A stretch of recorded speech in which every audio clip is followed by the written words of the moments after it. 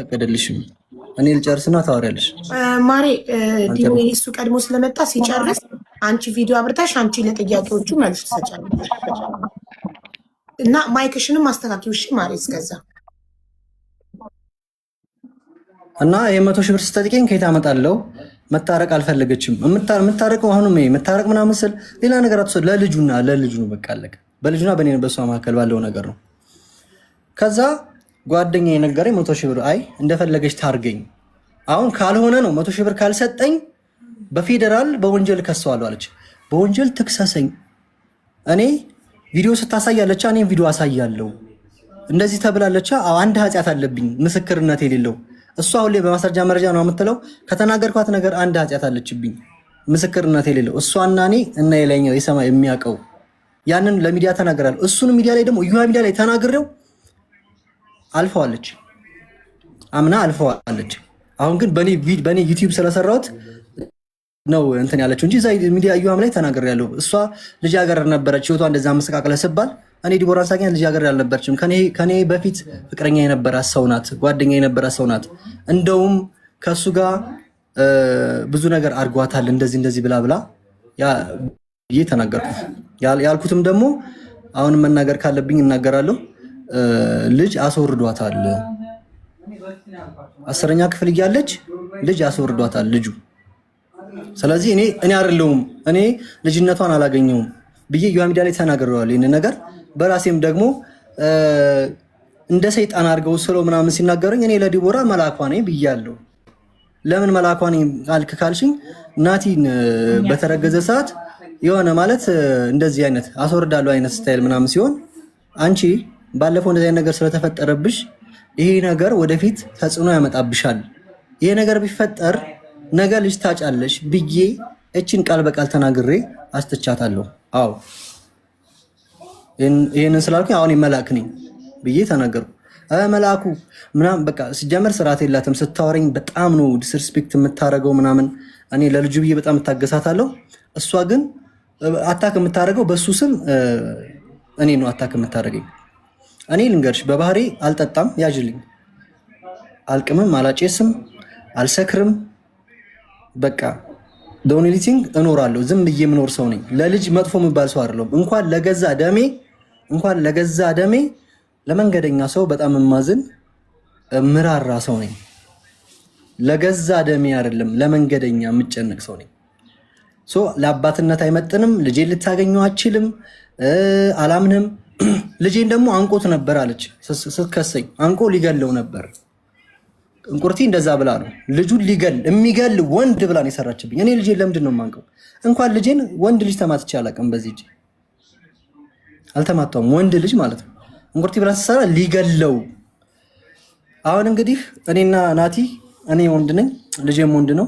ስለዛ ልጄ ጋር ስጫወት እንጫወታለን፣ እንደዚህ እንያያዛለን፣ እንደባደባለን፣ እንታገላለን ምናምና ሜቢ ሄዶ እንደዛ ብሏት ሊሆን ይችላል። እንደዛ ስትለኝ እኔን ስጠይቀኝ ዲቦራ ይሄ ልጅ ወንድ ነው፣ እኔ ጋር ሲውል እንደ ወንድ ነው የሚውለው፣ እንደባደባለን፣ እንጣላለን ማለት እንላፋለን፣ ይላፋኛል ብሎሽ ከሆነ እንደዛ ነው። እንዴት ነው እኔ ልጄን የምገለው? ምን አድርጎኝ? ምን አስቀይሞኝ? ና ብዬ ልላመድ ብዬ ላሳድግ ብዬ ነው የመጣሁት። በመጀመሪያ እኮ ራሴ ነኝ እኮ ልጄን ላሳድግ ብዬ የመጣሁት እኔ ነኝ እንጂ ማንም ሰው አልጎተተኝም እኮ።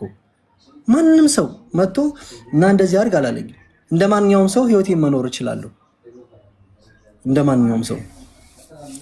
ከዛ እንደዛ ሆነ። 100 ሺህ ብር ጠይቀችኝ፣ እኔ የለኝም አልኩኝ። አሁንም ቀጠለ። እኔ ይግባኝ ጠየቁ። ያጅልኝ ይግባኙን ለማጓተት እሷ እኔን ስትጠራኝ ወየ ዲቦራ እናንተን ውሰድ እሺ ብዬ ሂድት። እኔ ተንኮል ውስጥ የለማ መጥሪያ ሰጠኝ እሺ ብዬ ጥርት እያልኩኝ እንትን እያልኩኝ አንዴ ምን አስመጣችብኝ? አስገዳጅ። እመቤቴ ምስክሬን ብር አልነበረኝም። አስገዳጅ ክፈል 10 ሺህ ብሩን ክፈል ብላ አስገዳጅ ስታመጣብኝ አንድ ቴሌ የሚሰራ ሰው ከ11 ሰዓት እስከ እንደው 1:45 ድረስ አላወራንም፣ አልመከረንም። አደባባይ ላይ አግኝቶ እህቷም ነበረች። ተው ይብቃ፣ ግዴላችሁም ልጃችሁ በመሃል በጣም መክሮን እሷ በቃ እንዲህ ናት የምታስበው ስለሷ። እንዲህ አድርጎኛል ግግም በቃ ስለሷ ነው እኛ የምናወራው ስለ ልጁ፣ እሷ የምታወራው ስለሌላ። እንዴት ሊሆን ይችላል? አልተግባባንም። ተቀብዬ መጥሪያን ሄድኩ፣ መጥሪያ ተሰጠኝ፣ ሄድኩኝ። ባንክ ቤት የሚሰራ ጓደኛ አለኝ፣ ሄድኩኝ። ካልከፈልክ ትታሰራለህ ተባልኩኝ። ብታሰር በጣም ብዙ ነገር አለ። አልሰራም፣ ብታሰርም ችግር የለብኝም ነበር።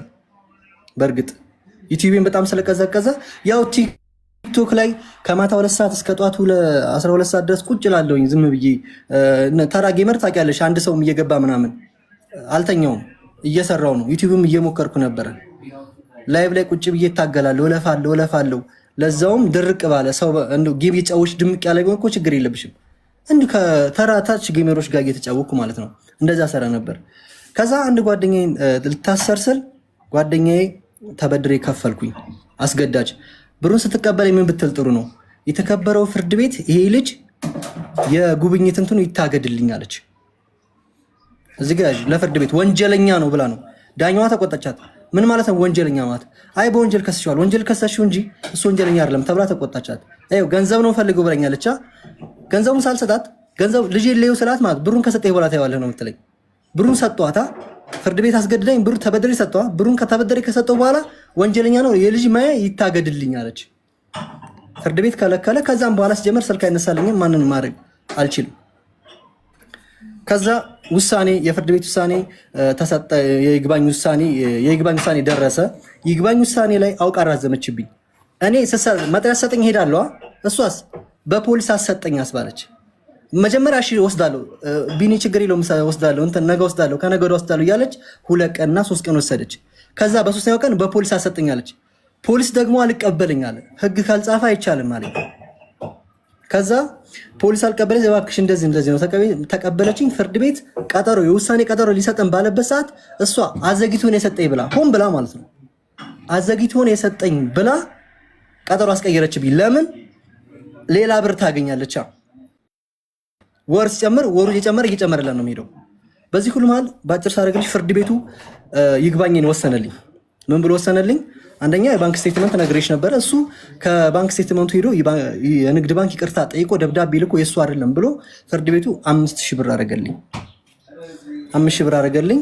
ከዛ አሁንም መጥሪያ መጣልኝ ማለት ነው። እኔ ፍርድ ቤት የምንከራተተው በ0 ብር ነው። ብር አልከፈለኝም ብላ አልከፈልኳትም። 10000 ብር 25000 ብር ይክፈለኝ፣ ያልከፈለኝ 25000 ብር አለ አለች። አልከፈልኩም። ፍርድ ቤት ቀረብኩኝ፣ መጥሪያ ደረሰኝ። እሺ ምንድነው ተባልኩ። ክቡር ፍርድ ቤት ስራ የለኝም፣ እየሰራው አይደለም፣ ከየት አምጥቼ ልክፈል? ይሄ ነገር የተወሰነብኝ በሆነ በአንድ ሳምንት የባንክ ስቴትመንት እና ገቢ ነው። አሁን ስራ የለኝም። አይ መክፈል አለብህ። 8 ቀን ተሰጠኝ። ከዛ በፊት ዳኛዋ ምን አለች መሰለሽ? ይሄ ልጅ ብር የለኝም እያለ ነውና በየወሩ ይክፈልሽ ስትባል ኖ አይቻልም፣ ይክፈልኝ፣ ሰርቶ መክፈል አለበት ግዴታ። እንዴ ከዛፍ ላይ አይሸመጠጥም እኮ ሰው ይለፋል፣ ይጥራል፣ ይግራል፣ የሚያገኘውን ለልጁ ያካፍላል እንጂ አንቺ ስለፈለግሽ አንቺ የምትፈልጊውን ህይወት ለመኖር እኔ መክፈል የለብኝም አይደለ? የምችለውን ነው የምከፍለው። ታውቃለች ደግሞ ማንም ሰው የሚዲያን ስራ ያውቃል። ሀቡ እኔ ዩቲዩበር ነኝ። ዩቲዩበር ገብተሽ ዩቲዩብ ማየት ከዛ ለአንድ ሺህ ማካፈል ቢኒያም ገቢው ይሄ ነው። ቲክቶክ ላይ ጊፍት ያገኘሁት በዚች 2 ሳምንት ነው። ጊፍት ያገኘሁት 6 ወር ሙሉ 7 ወር ሙሉ ሌሊቱን ቁጭ ብዬ ነው የማድረው። ወፍ ርዝራዥ የሌለኝ ሰው ነኝ። ከዛ ዳኛዋ እንደዛ ያለቻት እምቢ አለች። ቀጠሮ ተቀጠረ። ከዛ እንደምንም ብዬ ከማንም ብዬ ከውጭ የሆነ ሰው እኔ አግዛለሁ እልክልሃለሁ ብሎ 25000 ብሩን እልክልሃለሁ ብሎኝ ዘገየ። ማለት ለሰኞ ነበራ ዘገየብኝ። ከዛን እስከ ሰኞ ጠዋት ድረስ አልገባልኝ። ፍርድ ቤት ስቀርብ ድረስ የተከበረው ፍርድ ቤት ወይ 2 ቀን ይሰጠኝና ወይ ደግሞ ከሰዓት እከፍላለሁ ስል አይቻልም። እሷ ነው የምታስፈቅዳት ዳኛዋ። አይቻልም ይታሰራለች። መጀመሪያ የሚታሰርና ይክፈል ነው ያለች። ዳኛዋ አስገባችኝ። አስገብታኝ ከድሮ መምህራን ምናምን ባለ ገንዘብ ያላቸው አሉ። እነሱ ደውዬ 25000 ብር አስላኩኝ። የሚገርምሽ ወዲያው ገባልኛ ብር፣ ወዲያው መለስኩኝ፣ ከፈልኩኝ። ያንንም ከፍዬ ደውዬ ልጄን ላገኝ አልቻልኩም። ልጄንም እንዳገኝ አትፈቅድልኝም፣ አትፈልግም፣ አባቱ እንድትሆን አልፈልግም፣ አባቱም አይደለምም ትለኛለች። እንዳትረሽ አንተ አባቱ አይደለም ትለኛለች። ዲኤንኤ ብናስመረምርም ማለት ነው። ደስ ለእኔ በጣም ትልቅ ቶርች ነው። ከዛ አባቷ አይደለም ምናምን ስለምትለኝ ደውዬ እኔና አንቺ እንነጋገር በቃ እኔና አንቺ አሁን አገባች ምናምን ሲባል ቀለበት አሰረች ምናምን ሲባል እኔ ሲጀመር ለዲቦራ ደስ ይለኛል። ሀብታም ብትሆን ብታገኝ ብትቀየር ምን ብትል በቃ በህይወት አጋጣሚ የተገናኘን ሰው ናት እንጂ ለእኔ ጋር ደረሰችብኝ ነገር የለም፣ ምንም ነገር የለም። ይሄ ከምታሰቃኝ ውጭ በዚህ በፍርድ ቤት ምናምን። ከዛ ደውዬ ስላት ልክ ደወለችና ሂሳብን የሰራችው ብሩን እመልስልሃለሁ አለች። ይሄን ሁሉ እያደረኩኝ ዛሬ ብትጠይቃት አሁን ረድቶ ያቅም ነው የምትልሽ። አሁንም ትናንትና 25 ሺህ ብር ወስዳ ባለፈው 10 ሺህ ብር ወስዳ አንድ ባለጸጋ ባይዘወይ በወር 5 ሺህ ብር የሚከፍል ሰው የወር ገቢ ያለው በፐርሰንት የህግ ባለሙያ ማማከር ትችላላችሁ። የኔ በአጋጣሚ ባንክ ስቴትመንት የገባ የወጣ ሰው ሀብታም መስያችሁ እንጂ 5 ሺህ ብር የሚከፍል ሰው በወር ገቢው በሚኒመም እስከ 60 70 ሺህ ብር መሆን አለበት። 10 ሺህ ብር የሚከፍል ሰው ያን ያህል እንትን አለው ፐርሰንት አለው። እኔ ደግሞ ያለኝ ይሄንን ታውቃለች። እና ላግኘው ስላት እደውላለሁ ትልና ወፍ አትደውልም። ስደውልም አታናገረኝም። ይኸው እስካሁን 8 ወር ሙሉ ልጁን ማግኘት አልፈልግም። ልጄ በጣም ይወደኛል፣ በጣም ይፈልገኛል። እዚህ ጋር እንደ ማጠቃለያ ልነግርሽ ነው። እሷ የምታነሳው የዛሬ 4 ዓመቱ ነው። አሳድጌ ነው አሳደግሽ። እሺ ካሁን በኋላ ያለው ስናወራ ከትላንት ይልቅ ያለፈው ይበዛል። ገና 4 ዓመቱ ነው። ይሄ ልጅ በጣም ብዙ ዓመት ይኖራል። ላሳድገው አባት ልሆንበት ነው። አንድ ሁለተኛ፣ አሁን የምትልሽ ምንድን ነው? እሷ አይረዳም ነው። ይህን ሁሉ አድርጌላት አይረዳም ነው የምትልኝ። ስለዚህ እቺ ልጅ በፍርድ ቤት የሚሄድ ይሄዳል፣ ችግር የለውም። እንደክማለን እንጂ የሚሄድ ይሄዳል። እኔ እስከ መጨረሻው ጥግ እንሄዳለን፣ ችግር የለብኝም በእሷ ፍርድ ቤት መሄድ። ግን ከፍርድ ቤት በላይ ህሊና ይበልጣል። ከፍርድ ቤት በላይ ለልጇ ማሰብ ይበልጣል። እኔ ሌባ ልሁን፣ እሺ በቃ እኔ አልዋሉ ሌባ ነኝ፣ ዘራፊ ነኝ፣ ሰው ገዳይ ነኝ። ለናቲ ግን አባቱ ነኝ። ይፈልገኛል። በቃ ኩራት ነው ሆኖ ሞገስ ነው ሆኖ ትምህርት ቤት ይዤው ሲሄድ አባቴ ይላል፣ ይዤው ስዞር አባቴ ይላል እንጂ ምንም የማሳጣበት ነገር የለም። ለልጄ ክብሩ ሞገሱ አባቱ ነኝ። ልስረቅም ልዝረፍም አረፈደም ይሄን ልጅ አባት ልሆነው በምችለው ላሳድገው እባክሽ እያልኳት እምቢ ብላኛለች። ችግሯ ምንድን ነው? ይህንን ትመልስ። በጣም አመሰግናለሁ አብይ። እሺ እኛም እናመሰግናለን። አሁን የዲቦራ ተራ ነው። አንተ እንዲያዝልክ የምትፈልጋቸውን ነጥቦች ሁሉ ይሻለሁ። እሺ ዲቦራ ቪዲዮ አብሪና ጀምሪ ማሬ።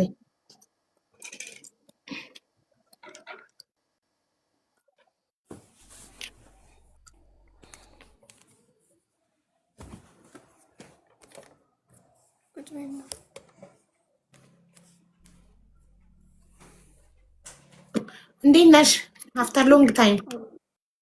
አዎ በጣም ትንሽ ሰላም ነው አለን። እየበረታሽ ነው? አለን ይመስገን። እየበረታው ነው፣ እየደረስኩ ነው። እሺ ከመጀመሪያው ጀምሮ ሰምተሽዋል? አይ አልሰማሁም፣ አጋጣሚ መጣሁት። እሺ ከመጀመሪያው ካልሰማሽ ያዝኳቸውን ነጥቦች ልዘርዝርልሽማ። እሺ ኦኬ እሺ ከመስከረም ጀምሮ ኦልሬዲ ዲኤንኤ ተመርምሮ ልጅነቱ ከተረጋገጠበት ጊዜ ጀምሮ የትምህርት ቤት እየከፈልኩ ልብስ ጫማ እየገዛው አስቤዛ እያረግኩ ወተት የክራይ እየከፈልኩ 4,000 ብር በወር ልሰጥ ተስማምቼ እየሰጠው በሰላም እየኖርን በነበረበት ጊዜ በአጠር መጀመሪያ ከመጀመሪያ ጀምሮ እንትን እንድን ትንሽ እንትን በይኝ። በመጀመሪያ ሲጀመር እነዚህ ነገሮች አድርጓል ወይ እኮ አሁን የመጀመሪያውን ፓርት ልጨርስልሽ እና እነዚህ ነገሮች ሳደርግ ቆየው። ከዛ ወደሚቀጥለው እንሄዳለን። ሲያደርግ ከቆየ በኋላ ምን ተፈጠረ የሚለውን እነዚህ ነገሮች ሲያደርግ ቆይቷል። እነዚህን ነገሮች አደረግኩ ማለት ከባድ ነው። ምክንያቱም አደባባይ ወጥቶ መናገር ራሱ አባት ለልጁ ሲያደርግ አራጣ አበዳሪ እንኳን አይናገርም ማለት አበላው አጠጣው እያለ አይናገርም። አራጣ አበዳሪ እንኳን ማለት ነው አይደለም አባት ዲቦዬ ሲሆን ዲቦዬ እሱን ህዝቡ ይፍረድ ይባላል አይባልም? ራሱ ህዝቡ ይፍረድ እና አንቺ እውነት ካላደረገው ከዋሻ አላደረገም ወይም አድርጓል ነው ማለት ያለብሽ አንቺ። እሱን ህዝቡ ይስማና ይፍረድበት። ማብራራት አለብኝ። ምክንያቱም እሱንማ መስከረም ላይ ህዝቡ ነው እኮ አንድ ወር ነው የከፈለው። አላደረገም ብለሽ ነው ከሰሽ ዲቦራ አላደረገም ብለሽ ከሰሽ ነው አድርጌያለሁ ያልኩት ከሳይ ነው ሚዲያ ላይ ከሰሽ ያላደረገም ብለሽ ሚዲያ ላይ ወጥቼ ካድርጋለሁ አልኩ እኮ። አንዴ ዝም ትላለህ። ሚውት አታብራባት ቢኒያም። ይሄ የእሷ ተራ ነው። ተራዋ ላይ ጣልቃ መጀመሪያ ላይ መስከረም ላይ አልከፈልም። መስከረም ላይ ምን አልኩትኝ ለልጁ የትምህርት ቤት እናስመዝግበው አልኩትኝ። መስከረም ላይ ደግሞ ዩኒፎርም የምሳቃ ምናምን ያስፈልጋል እጁ ላይ አይቻለሁ። ሰፖርት ማድረግ አለበት እንደ አዲስ አባት እንደተገናኙ ማለት ነው። ስለዚህ ስጠይቀው ምን አለ የለኝም እሱ ተመቻችቶ እየኖረ እኔ እንዴት አወጣለሁ አይነት ነገር ብሎ ተናገረኝ። እንደውም በጣም በሚደብር ሁኔታ ነበር የተናገረኝ። ከዛ ነው አውሺ አልኩኝ። ሰው ጠየቅኩኝ። ከዛም በኋላ 10,000 ብር ሰው ነው ይላከልኝ እግዚአብሔር በሚያውቀው ማለት ነው። ከዛ 10,000 ብር ተቀብዬ ልጄን አስመዘገብኩ። ከዛ እዮሃ ሚዲያ ሲመጡ አይ እየረዳው አይደለም እስካሁን ግን ለወደፊት እግዚአብሔር ይርዳው ነው። ቪዲዮም መታየት ይችላል። እግዚአብሔር ይርዳው። ከዛ ባለፈ ደግሞ እሱ ብቻ አይደለም ፍቅረኛውም ከዚህ ትጠዘጥዘኛለች፣ እሱም ከዚህ እንትን ይላል። ከዛም በኋላ አጋጣሚ ስልኩ ላይ ምን ያለው ለምንድነው እቺ ልጅ ማላያት ቢኒያም ፍቅረኛ ከን አልገለጽክም። እዚህ ጋር ፍቅረኛክ ዲቦራን ኮንታክት እንደምታደርጋት አንተ ግን ደግሞ አንዴ ቆይ ዲቦራ እስከ ሀስከፈ ስትናገር አንተ ታሪኩን እኔ እዚህ ጋር ነጥብ ሲት ፍቅረኛክ ዲቦራ እንደምታናገራት አልነገርከንም ታሪኩ ላይ ለምን እሱን ፓርት ዝብለልከው? ይቅርታ አድርጊልኝ እኔ አንዴ ልንገርሽ እንደምትሰድበኝም ነገር ስለሷ እንደሚነሳ አልፈልግም። ይቅርታ ልጠይቅ በሄድኩበት ቤት እነሱ ጋር ስልኬን ኤዲት ላድርግበት ብላ ወስዳ ዲቦራ ራሷ ናት ኮንታክት ያደረገቻት። አይ ሚን ኖ ሶሪ እሷ ኮንታክት ሳይሆን ያደረገቻት ገብታ የተጻጻፈውን አየች እሷ ዲቦራ ማለት ነው። ከዛ በገስታ በሄድክበት አጋጣሚ ስልክህን ፈትታ ያወቀችው ስለሷ በገንሲ ልቅርታ ልጠይቅ ልስልክልኝ ብላ ወሰደችና ጓዳ ገብታ ስልኬን ጎርጉራ መታ እንደዚህ አድርገሃል ብላ ምናምን አለች። በዛ እንትን አለች። ያየችው ቴክስታችን እና እሷ የምናወራውን አይታ ምን ብላ ነው እንትን ያለችው? የተወራሩት እነሱ ናቸው። የሰደበቻት ደግሞ እሷ ናት። ዲቦራ ናት የሰደበቻት። መጀመሪያ የኔ ፍቅረኛ አልሰደበቻት፣ እሷ ናት የሰደበቻት። ሚዲያ ላይ የሰደበቻት ቦታ ልንገርሽ። አንደኛ እዩሃ ሚዲያ ላይ ወጣ ለእንጀራ እናትነት አልመረጥኳትም። አንድ ያዥልኝ የማይመለከታትም። ሁለተኛ ደግሞ እኔ ባቀረብኳት ሰዓት ፍቅረኛ እያለችን እያወቀች ሚስት እንዳለኝ እያወቀች አገር ቤት ልጅ አለኝ ልጅ መረመራ ምናምን ተብሎ አልነበረ እሷን አግባ አለች። ይሄ ፍቅረኛ ዲቦራን ታከብራታለች። በጣም ነው የምትወዳ፣ በጣም ነው የምታዝንላት። ኢቭን አሁን የተናገሩትን ነገር እንዳልናገር ሚዲያ ላይ ለምናኝ ነበረ። ድንግል ናት ተብሎ ቢን እባክህ ሴት ልጅ ናት እንዳትናገር ተብዬ እኔ በራሴ ሀሳብ የተናገርኩ። ከዲቦራ ጋር ጥል የለባትም። የተጣሉት መቼ ነው? አንደኛ ለእንጀራ እናትነት አልመረጥኳትም ስትል፣ ሁለተኛ ደግሞ በራሴ ሳቀርባት ያችኛዋት ሚስትን አግባት ስትል ተነጋገሩ። ራስሽ ነሽ የሄድሽባት። አቁምሽ በቃ አሁን ከዚህ በኋላ ምን ታርግና እሷ ትቀጥልሽ። ምን አለ መሰለሽ ሲጀመር እኔ ሶሻል ሚዲያ ላይ ለእንጀራ እናትነት አልመረጥኩሽም ያልኳት ስትሰድበኝ ነው። ስትሰድበኝ ማለት ከወራት በኋላ እንጂ በእዮሃ ሚዲያ ላይ የተናገርኩትኝ ቢሆን እኔ የምመርጠው የመጀመሪያ የልጁን እናት ቢያገባ ነው ብዬ ተናግሬያለሁ። በዛ ደብሯታል እና ካስቀየምኩሽ ይቅርታ ነው ያልኳት። ጭራሽ እኔን ስታወራኝ እንዴት ታወቃችሁ? አንቺ እናቷ በመጀመሪያ እሱ እንዳለው ስልኩን ከተሸሽ ነው ቤቱ ሄደ ስልኩን አይቻለሁ። ቤቴ ሲመጣ ስልኩን አይቻለሁ። ቮይስ ኦቨር ሰራሁኝና ወደ ራሴ ቴሌግራም ስልክ አየሁኝ ማለት ነው። ሳይ ምን ይላል እቺን ልጅ ላያት አልፈልግም፣ ለምንድን ነው በየሶሻል ሚዲያው ማያት ብላ ቮይስ ስትልክ እሱ ደግሞ በእነሱ በኩል ነው እውቅና ያገኘሁት፣ እውቅና ማገኘው ፌመስም የተማርኩበትን ታውቂያለሽ፣ ስለዚህ በተማርኩበት መስራት የምችለው በእነሱ ነው አለ። ከዛም በኋላ እኔ ደግሞ ለምንድን ነው በልጄ የሚሰራው? ያ ብቻ አይደለም ለልጄ የሚጻፈው ቴክስት እንትን ቴክስት አረግልሻለሁ፣ ኢንቦክስ አረግልሻለሁ። ኮሜንት ሲጻፍ ልጁ በስርዓት አላሳደጉትም፣ ልጁ ባለጌ ነው ምናምን የ3 ዓመት ልጅ ህፃን ማለት ነው ኮሜንታተር የሚጽፈው። ከዛ ለምን እንደዚህ ታደርጋለህ ስለው ቢያንስ አባትነት ቢሰማው ወጥቶ ስንት በጣም ብዙ ቃል ባባ አለች ስለ ልጇ ለምን ልጄን ትናገራላችሁ ተብሎ እኮ ለልጅ ይነገራል አይደል? እኔ ደግሞ ብቻዬን ያሳደግኩት ዲቦዬ ዓለምን እኮ መቆጣጠር አይቻልም። እኔም ልጆቼን ፖስተታለሁ። የሚያደንቅ ያደንቃል፣ የሚነቅፍ ይነቅፋል። ዓለምን መቆጣጠር እንችላለን? አንችልም። እኛ ቪዲዮ ሰርተን ፖስታለን። የወደደ ይወደናል፣ የጠላ ይጠላናል። አይደል? ምንም ችግር እኔ እኮ ልጄን እኮ እኔ ነኝ እንጂ የማሳድገው ሰው አያሳድግልኝ እኮ አልኩሽ እኮ። ስለዚህ ዓለምን መቆጣጠር ስለማይቻል አንዴ ወተናል አደባባይ የፈለጉትን አስተያየት ቢሰጡ በልጆቻችን እኛ ነን ልጆቻችን የምናውቃቸው አይደል? በዚህ እሱ ሊወቀስ አይችልም ማለት ነው። ስለ ኮሜንታተር ሊወቀስ ይችላል ማለት ስሚኝና፣ እሺ ምን አለ ከዛ ስክሪንሻት አረኩና ስልክለት እኔና ልጄ አንሰማም ወደፊት ምናምን አለ። ከዛ ነው አውሺ ከዛ አንቺና ቤተሰቦችሽ ክብር አታቁም ምናምን ብሎ ደግሞ ጻፈ። እኔ የሱን ቤተሰብ ነክቼ አላቅም፣ የሰው ጋር ደርሼ አላቅም። ቤቴ ድረስ እየመጣ ሲጀመር በገዛው ቤተሰቡ አረዳው ምናምን የሚለው በግም ገዛ ለይቅርታ ነው። ያኔ ምን አለ ካሜራ ይዤ ልምጣ ሲል አይቻልም። እኔ እናቴ ክብሬ ናት፣ አንገቷን ደፍታ ያሳደገችኝ ብቻዋን ነው። የፈለገ ይቅርታ ለምን የፈለግ እዚህ ተንከባለ ይቅርታ ጠይቃትም ካሜራ ቤት አይገባም ብዬ ከለከልኩ። እናቴን ማለት ነው ቪዲዮ ለመቅረጽ ሲመጣ እንግዲህ ለምን እንደመጣ የምታይበት በጣም ብዙ መንገድ አለ። ፍቅረኛው መናገሯ ብቻ አይደለም። ከዛም በኋላ ደግሞ ከስንት ጊዜ በኋላ ተናግራኛለች። ማን ተጋደም ያለሽ ማን እንዲበያለሽ ምናምን ዝም አልኳት። ከዛ ይሄንን ኮሜንቱን ላከችና ይሄ ኮሜንት ልክ ነው አለችኝ። ሶ በስርዓት አላሳደጉት የሚለው ላይክ እኔን አሽሙር ለመናገር ማለት ነው። የተጻጻፍ ነው እንዳለ ኮፒ እንትን ስክሪንሾት አድርጌዋለሁ መላክ እችላለሁ። ከዛ እንደዛ ስትለኝ አሳየዋለሁ ምናምን ነገር አይ ነው እንደዛ ከሆነ ጥሩ፣ ስለዚህ እንጀራ እናቱ ስለሆንሽ በደንብ ታሳየዋለሽ አይነት ነገር አልኳት። በጣም ስላናደደችኝ የሚገርምሽ በጣም ይቅርታ እየጠየቅኩኝ በትህትና ነበር ሳናግራት የነበረው። ከዛ ስክሪንሾት ማድረግ ጀመርኩኝ። የምታወራው ወዲያው ትሳደብና ትደልታለች።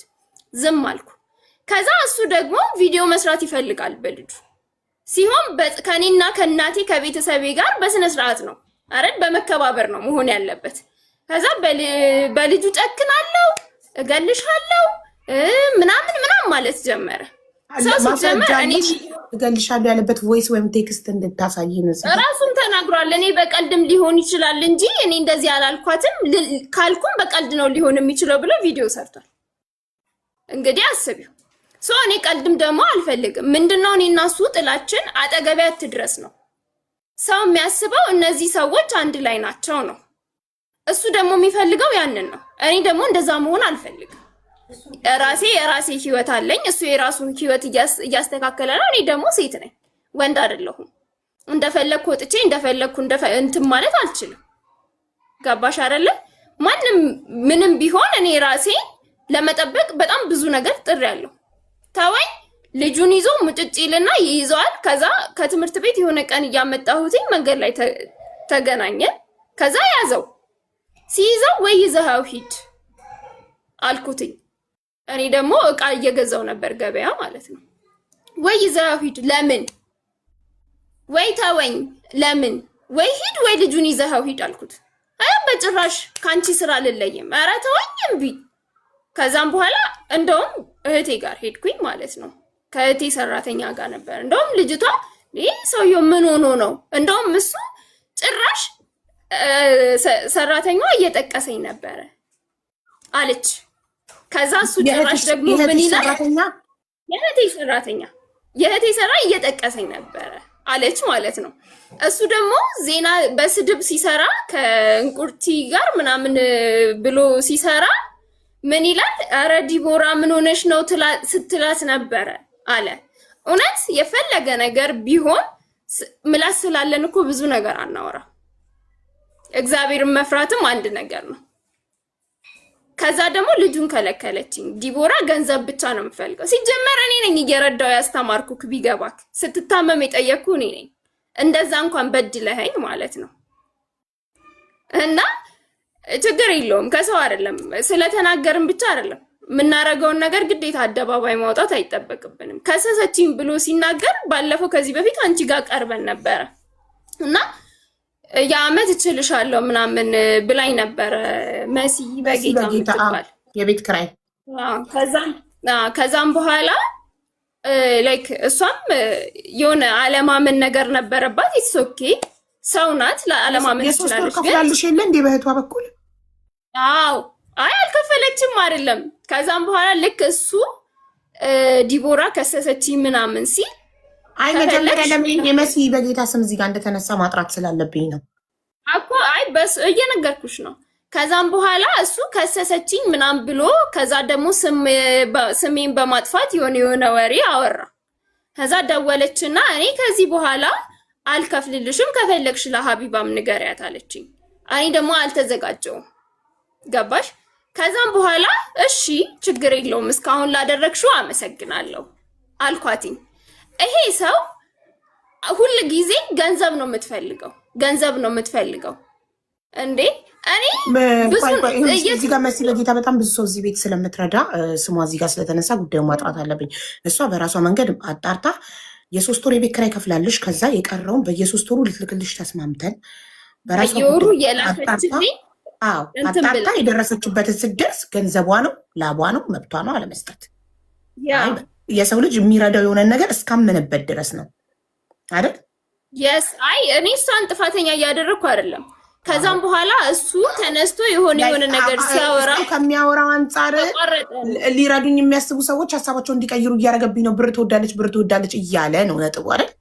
ያ እኔ ብወድም ባልወድም እኔ እዚህ ጋር ሶሻል ሚዲያ ላይ ከመውጣቴ በፊት የ25,000 ብር ተቀጣሪ ነኝ። ልጄ ጥቅቅ አድርጌ ነው ያሳደግኩት። በማንም እንትን አንተ ስላልወጣክ አይደለም። እኔ እናቴ መምህር ናት። ቤተሰቤን ደግሞ አንተ ልትረዳ አትችልም፣ አንተ ብትረዳ እንጂ እና ሲጀመር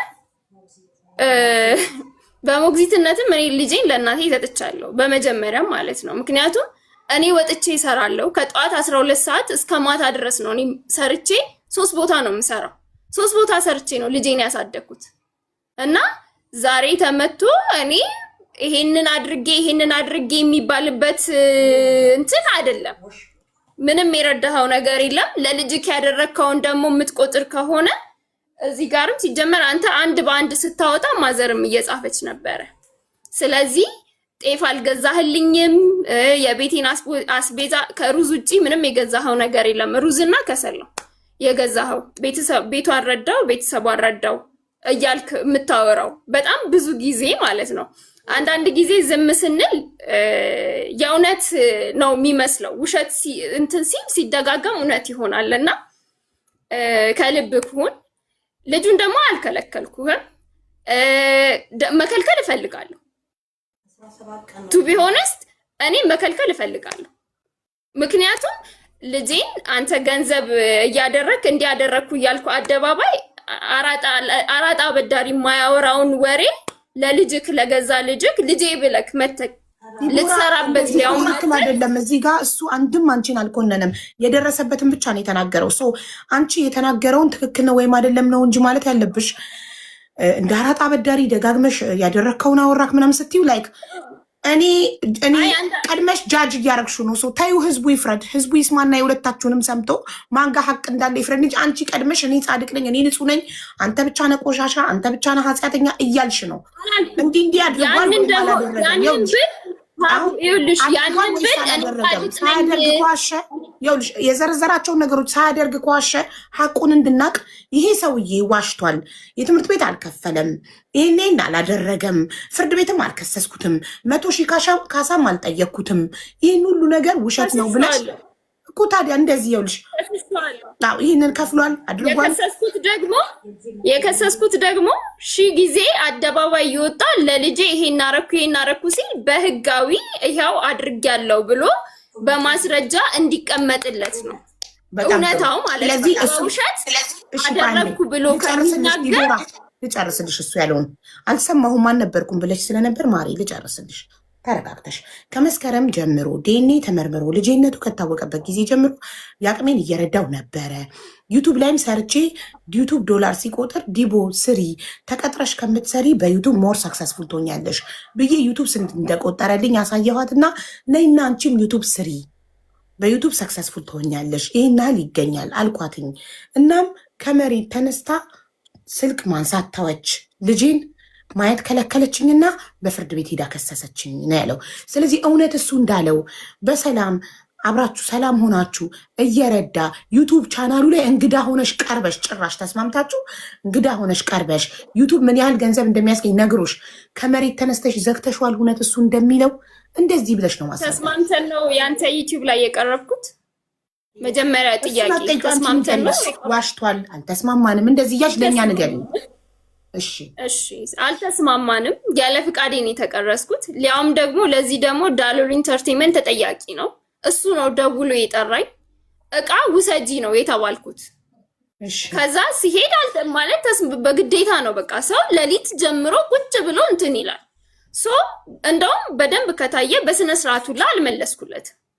እሺ ሌላው ደግሞ አልፈልግም ብለሽ ለምን አይወጣሽም? ፈቃደኛ ካልሆንሽ ኢንተርቪው ተብለሽ ተነጋግረሽ ካልሄድሽ ስትገቢ ቃለ መጠይቅ ወይ ኢንተርቪው ሲጀምሩ እንዴ ለዚህ አልተስማማንም ቃል ወስድ ነው የመጣሁት ብለሽ ብድግ ብለሽ ለምን አልወጣሽም? እምቢ ብለሽ አላወኩም። ምኑን እኔ እንደዚህ እንደሚደረግ አላውቅም። ምክንያቱም ሰው ከቦኛል። በተከበብኩበት እንዴት ነው እንትን የምለው? እኔ ደግሞ ሰው ሪስፔክት ከማድረግ አንጻር እንጂ እሱ ይምጣ አይምጣ የማውቀው ታሪክ የለም። አልተስማማንም በዚህ። ከዛ ባለፈ ደግሞ ረድቻለሁ ላለው የረዳው የት አልደብተው እንደዚህ ነው እንድትናገር የሚፈልገው። ይሄን አድርጓል፣ ይሄን አላረገም፣ ይሄን ዋሽቷል፣ እዚህ ጋር የትምህርት ቤት ከፍሏል ወይም አልከፈለም እንዳለው ልብስና ጫማ ለልጁ ሲገዛ ነበር ለ10 ወር ያህል ለ8 ወር ያህል ነበር ወይም አልነበረም? እንደዛ ያልሽ። እሺ እየረዳ አልነበረም አደረኩ ያለው ወይም ደግሞ ይኸው እናቴ መዝግባ ያስቀመጠችውን እሱ የሚያወራውን አለ። እናቴ የመዘገበችውን ደግሞ እስቲ እናትሽ የመዘገበችውን ልበይና እዚህ ጋር እሱ ከተናገራቸው ውስጥ ኤክስ ራይት አደርጋለሁ እኔ። እሺ ቆይ ለምን ይኸው መስከረም 4 ሩዝ 5 ኪሎ ገዝቷል። ወተት 1 ሊትር ገዝቷል። ብስኩት ገዝቷል። ይሄ ኩኪስ ማለት ነው። እሺ ከዛ በመስከረም 11 በየቀኑ ማይገናኙ መስከረም 11 ኳስ ገዝቷል። እርጎ ገዝቷል። ወተት 1 ሊትር ገዝቷል። ከዛ ብስኩት ገዝቷል። ፓምፐርስ ገዝቷል። 2 ፓምፐርስ ገዝቷል። ዋይፕስ 1 ነው የገዛው። ልጃችሁ የአራት ዓመቱ ነው አይደል? ልጃችሁ 3 ዓመት አሁን ነው 4 ይሞላል። አዎ ማታ ይጠቀማል። ኦኬ እኔ ራሱ እንደውም ዳይፐር ሲል ተሳስተካል። የ4 ዓመት ልጅ እንዴት ዳይፐር ይለብሳል? ዳይፐር ማለት ገዛ አትችልም ስለው እኔ ጋር መጥቶ ሲያድር ማታ ይሸና ነበር እና ዳይፐር ገዛ ነበር አለ። ከዛም በኋላ ስጋ ግማሽ ኪሎ አጥንት ገዝቷል። እነዚህን እንዳለ ከአስቤዛ ጋር አጠቃቅልኳቸው። አይ እንትን ልበል ኦልሬዲ አልቋል፣ ብዙ አይደለም። እሺ ከዛም በኋላ ደግሞ 1 ሊትር ወተት በተደጋጋሚ ገዝቶለታል 5 ጊዜ ምናምን ነገር ፓውደር ወተት። ከዛ ግን ፓውደር ወተት ገዝቷል ትንጥዬዋንና ከዛም በኋላ ይሄ 1 ኪሎ መሰለኝ። አዎ ትልቅና ትንሽ ነው ያለው፣ እንደዛ ነው የመዘገብኩት። እሺ ከዛም በኋላ ደግሞ የግማሽ ሊትር ወተት ከመስከረም 4 እስከ 30 ግማሽ ሊትር ወተት እንትን ብሏል። ከዛ ደግሞ በሻንጣ ሙሉ በፌስታል ሙሉ ቦንዳ ልብስ ይዟል። 17,000 ብር የደመረው ማለት ነው። 17,000 ብር ኢንቨስት አድርጌ ዩቲዩብ ቪዲዮ ሰራው ያለው ላይ። አዎ እሱ ጋር ሲደመር ጫማ ያለው እዛ ውስጥ ልብስና ጫማ ስላልኩት እዚህ ጋር ራይት ከማድረግ ቤት ጫማ ያለው እዛ ውስጥ ቦንዳ ጫማና አንድ ጫማ አንድ አዲስ ልብስ አንድ እሺ ቦንዳ 3 ነው። እሺ የትምህርት ቤት ክፍያ ከፍሎ ያውቃል? 1 ወር የጥቅምት 2500 ብር የትምህርት ቤት ክፍያ አንድ ጊዜ ብቻ ነው የከፈለው። አንድ ጊዜ ብቻ። ኦኬ እሺ እንትን 4,000 ብር በወር ይሰጥ ነበር? በጭራሽ።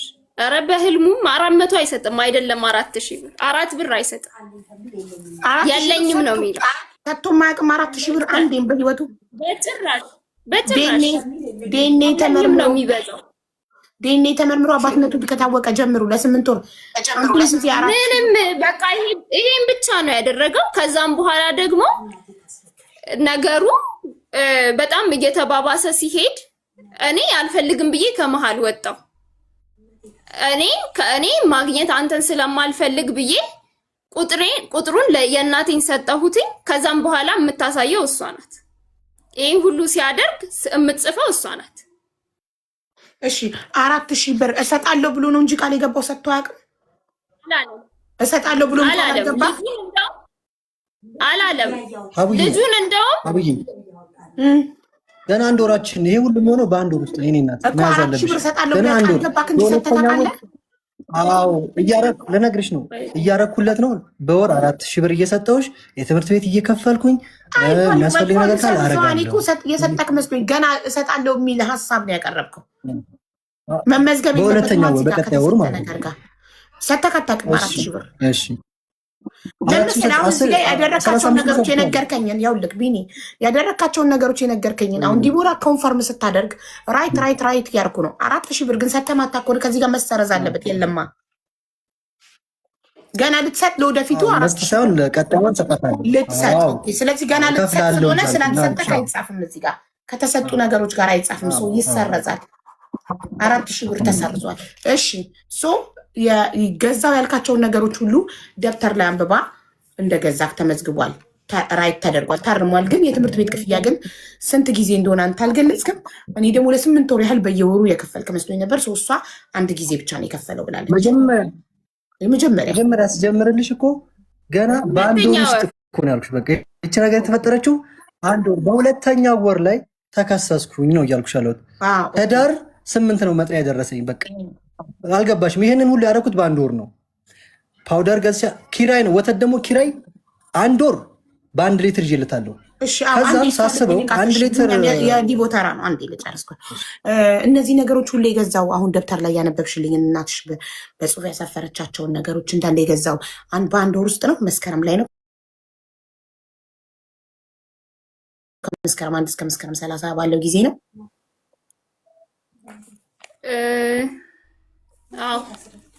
ከዛም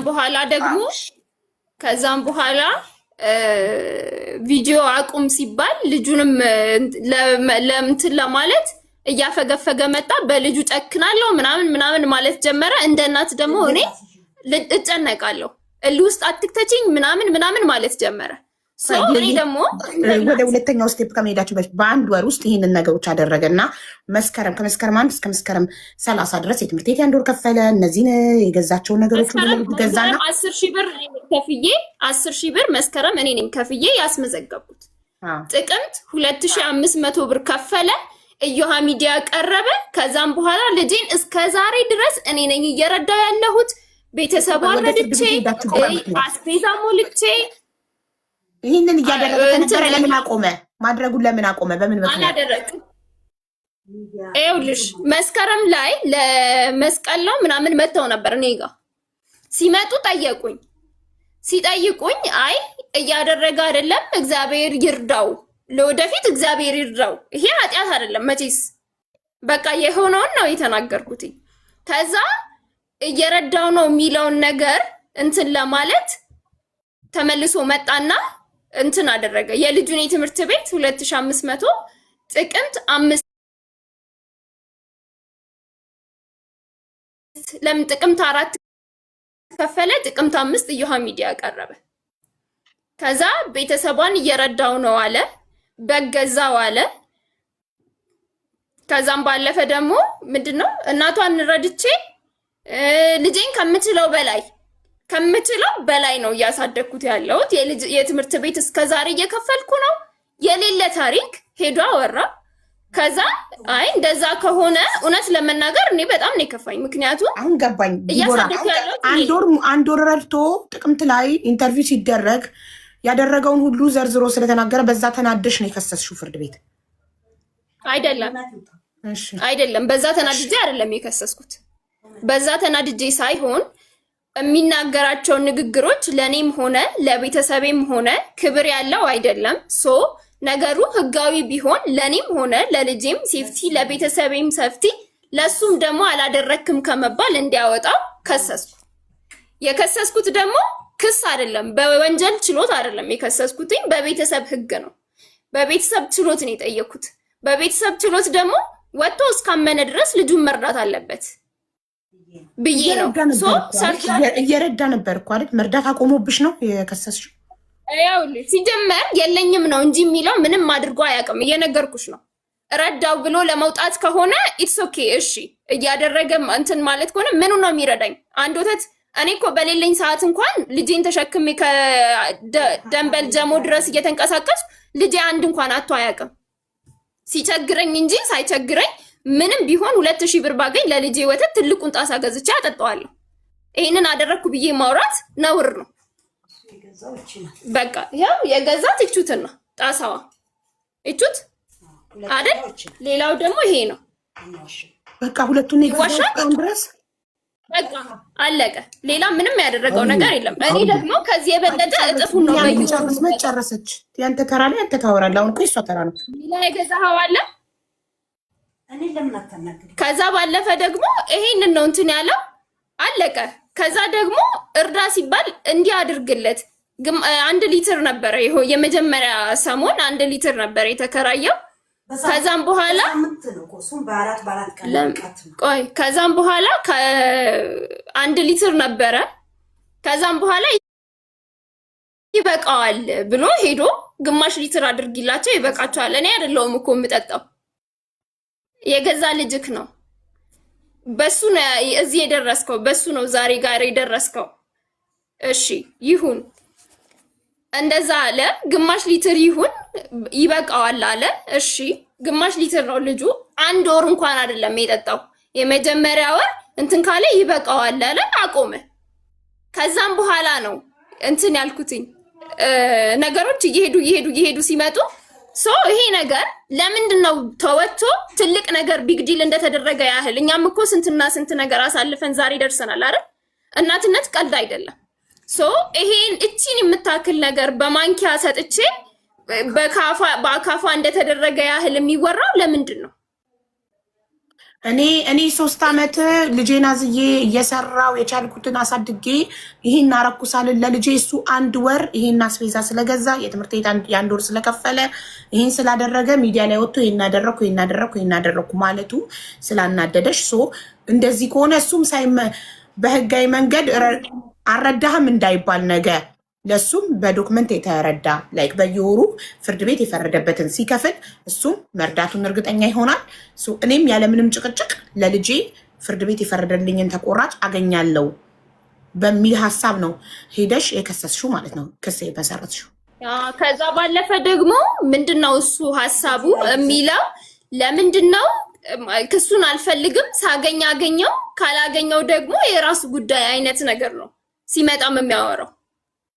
ገባሽ? ህግ አልፈልግም፣ ህግ ጋር አትድረሺ እና ከዛማ በቃ እሱም ሲያጣ መጥቶ እኔ ጋር በልቶ ጠጥቶ እንትን ብሎ መሄድ ነው ሀሳቡ። እኔ እንትን አይደለም ራሴን ሸጬ አይደለም የምኖረው፣ የተከበረ ስራ ሰርቼ ነው እየኖርኩኝ ያለሁት። ማንም እንደሚያስበኝ አይደለሁም። ዛሬ ጋር እዚህ ጋር እንትን ስል እውቀት አልባ አይደለሁም። ትላንትና ደደብ ምናምን ተብዬ ሲሰድበኝ እሱ አፉን ሞልቶ ደደብ ብሎ ሲሰድበኝ አደባባይ ወጥቶ አልቅሶ ነው ይቅርታ የጠየቀኝ። እውነት ቢሆን ደስ ይለኝ ነበረ፣ ግን እውነት አይደለም፣ ውሸት ነው። ስለዚህ ምንድነው ውሸት? ይቅርታው ነው ውሸት? የስ አው እውነት ቢሆን ዛሬ እንትን አይልም ነበረ። ልጁን ለመርዳት እስከመጣ ድረስ ልጁን ነው ሰፖርት። እዛው ጋር ደግሞ ብየዋለሁ፣ የማይካድ እውነት ነው። ልጁን ትረዳዋለህ። ከመጣ ዲኤንኤም የማስመረምረው ልጁን ትረዳዋለህ። አላስመረምርም ብዬ የተማመን ነው እረዳዋለሁ። ድንጋይ ለምን አልሸከምም እረዳዋለሁ ብሎ ነው የመጣው። ገባሽ?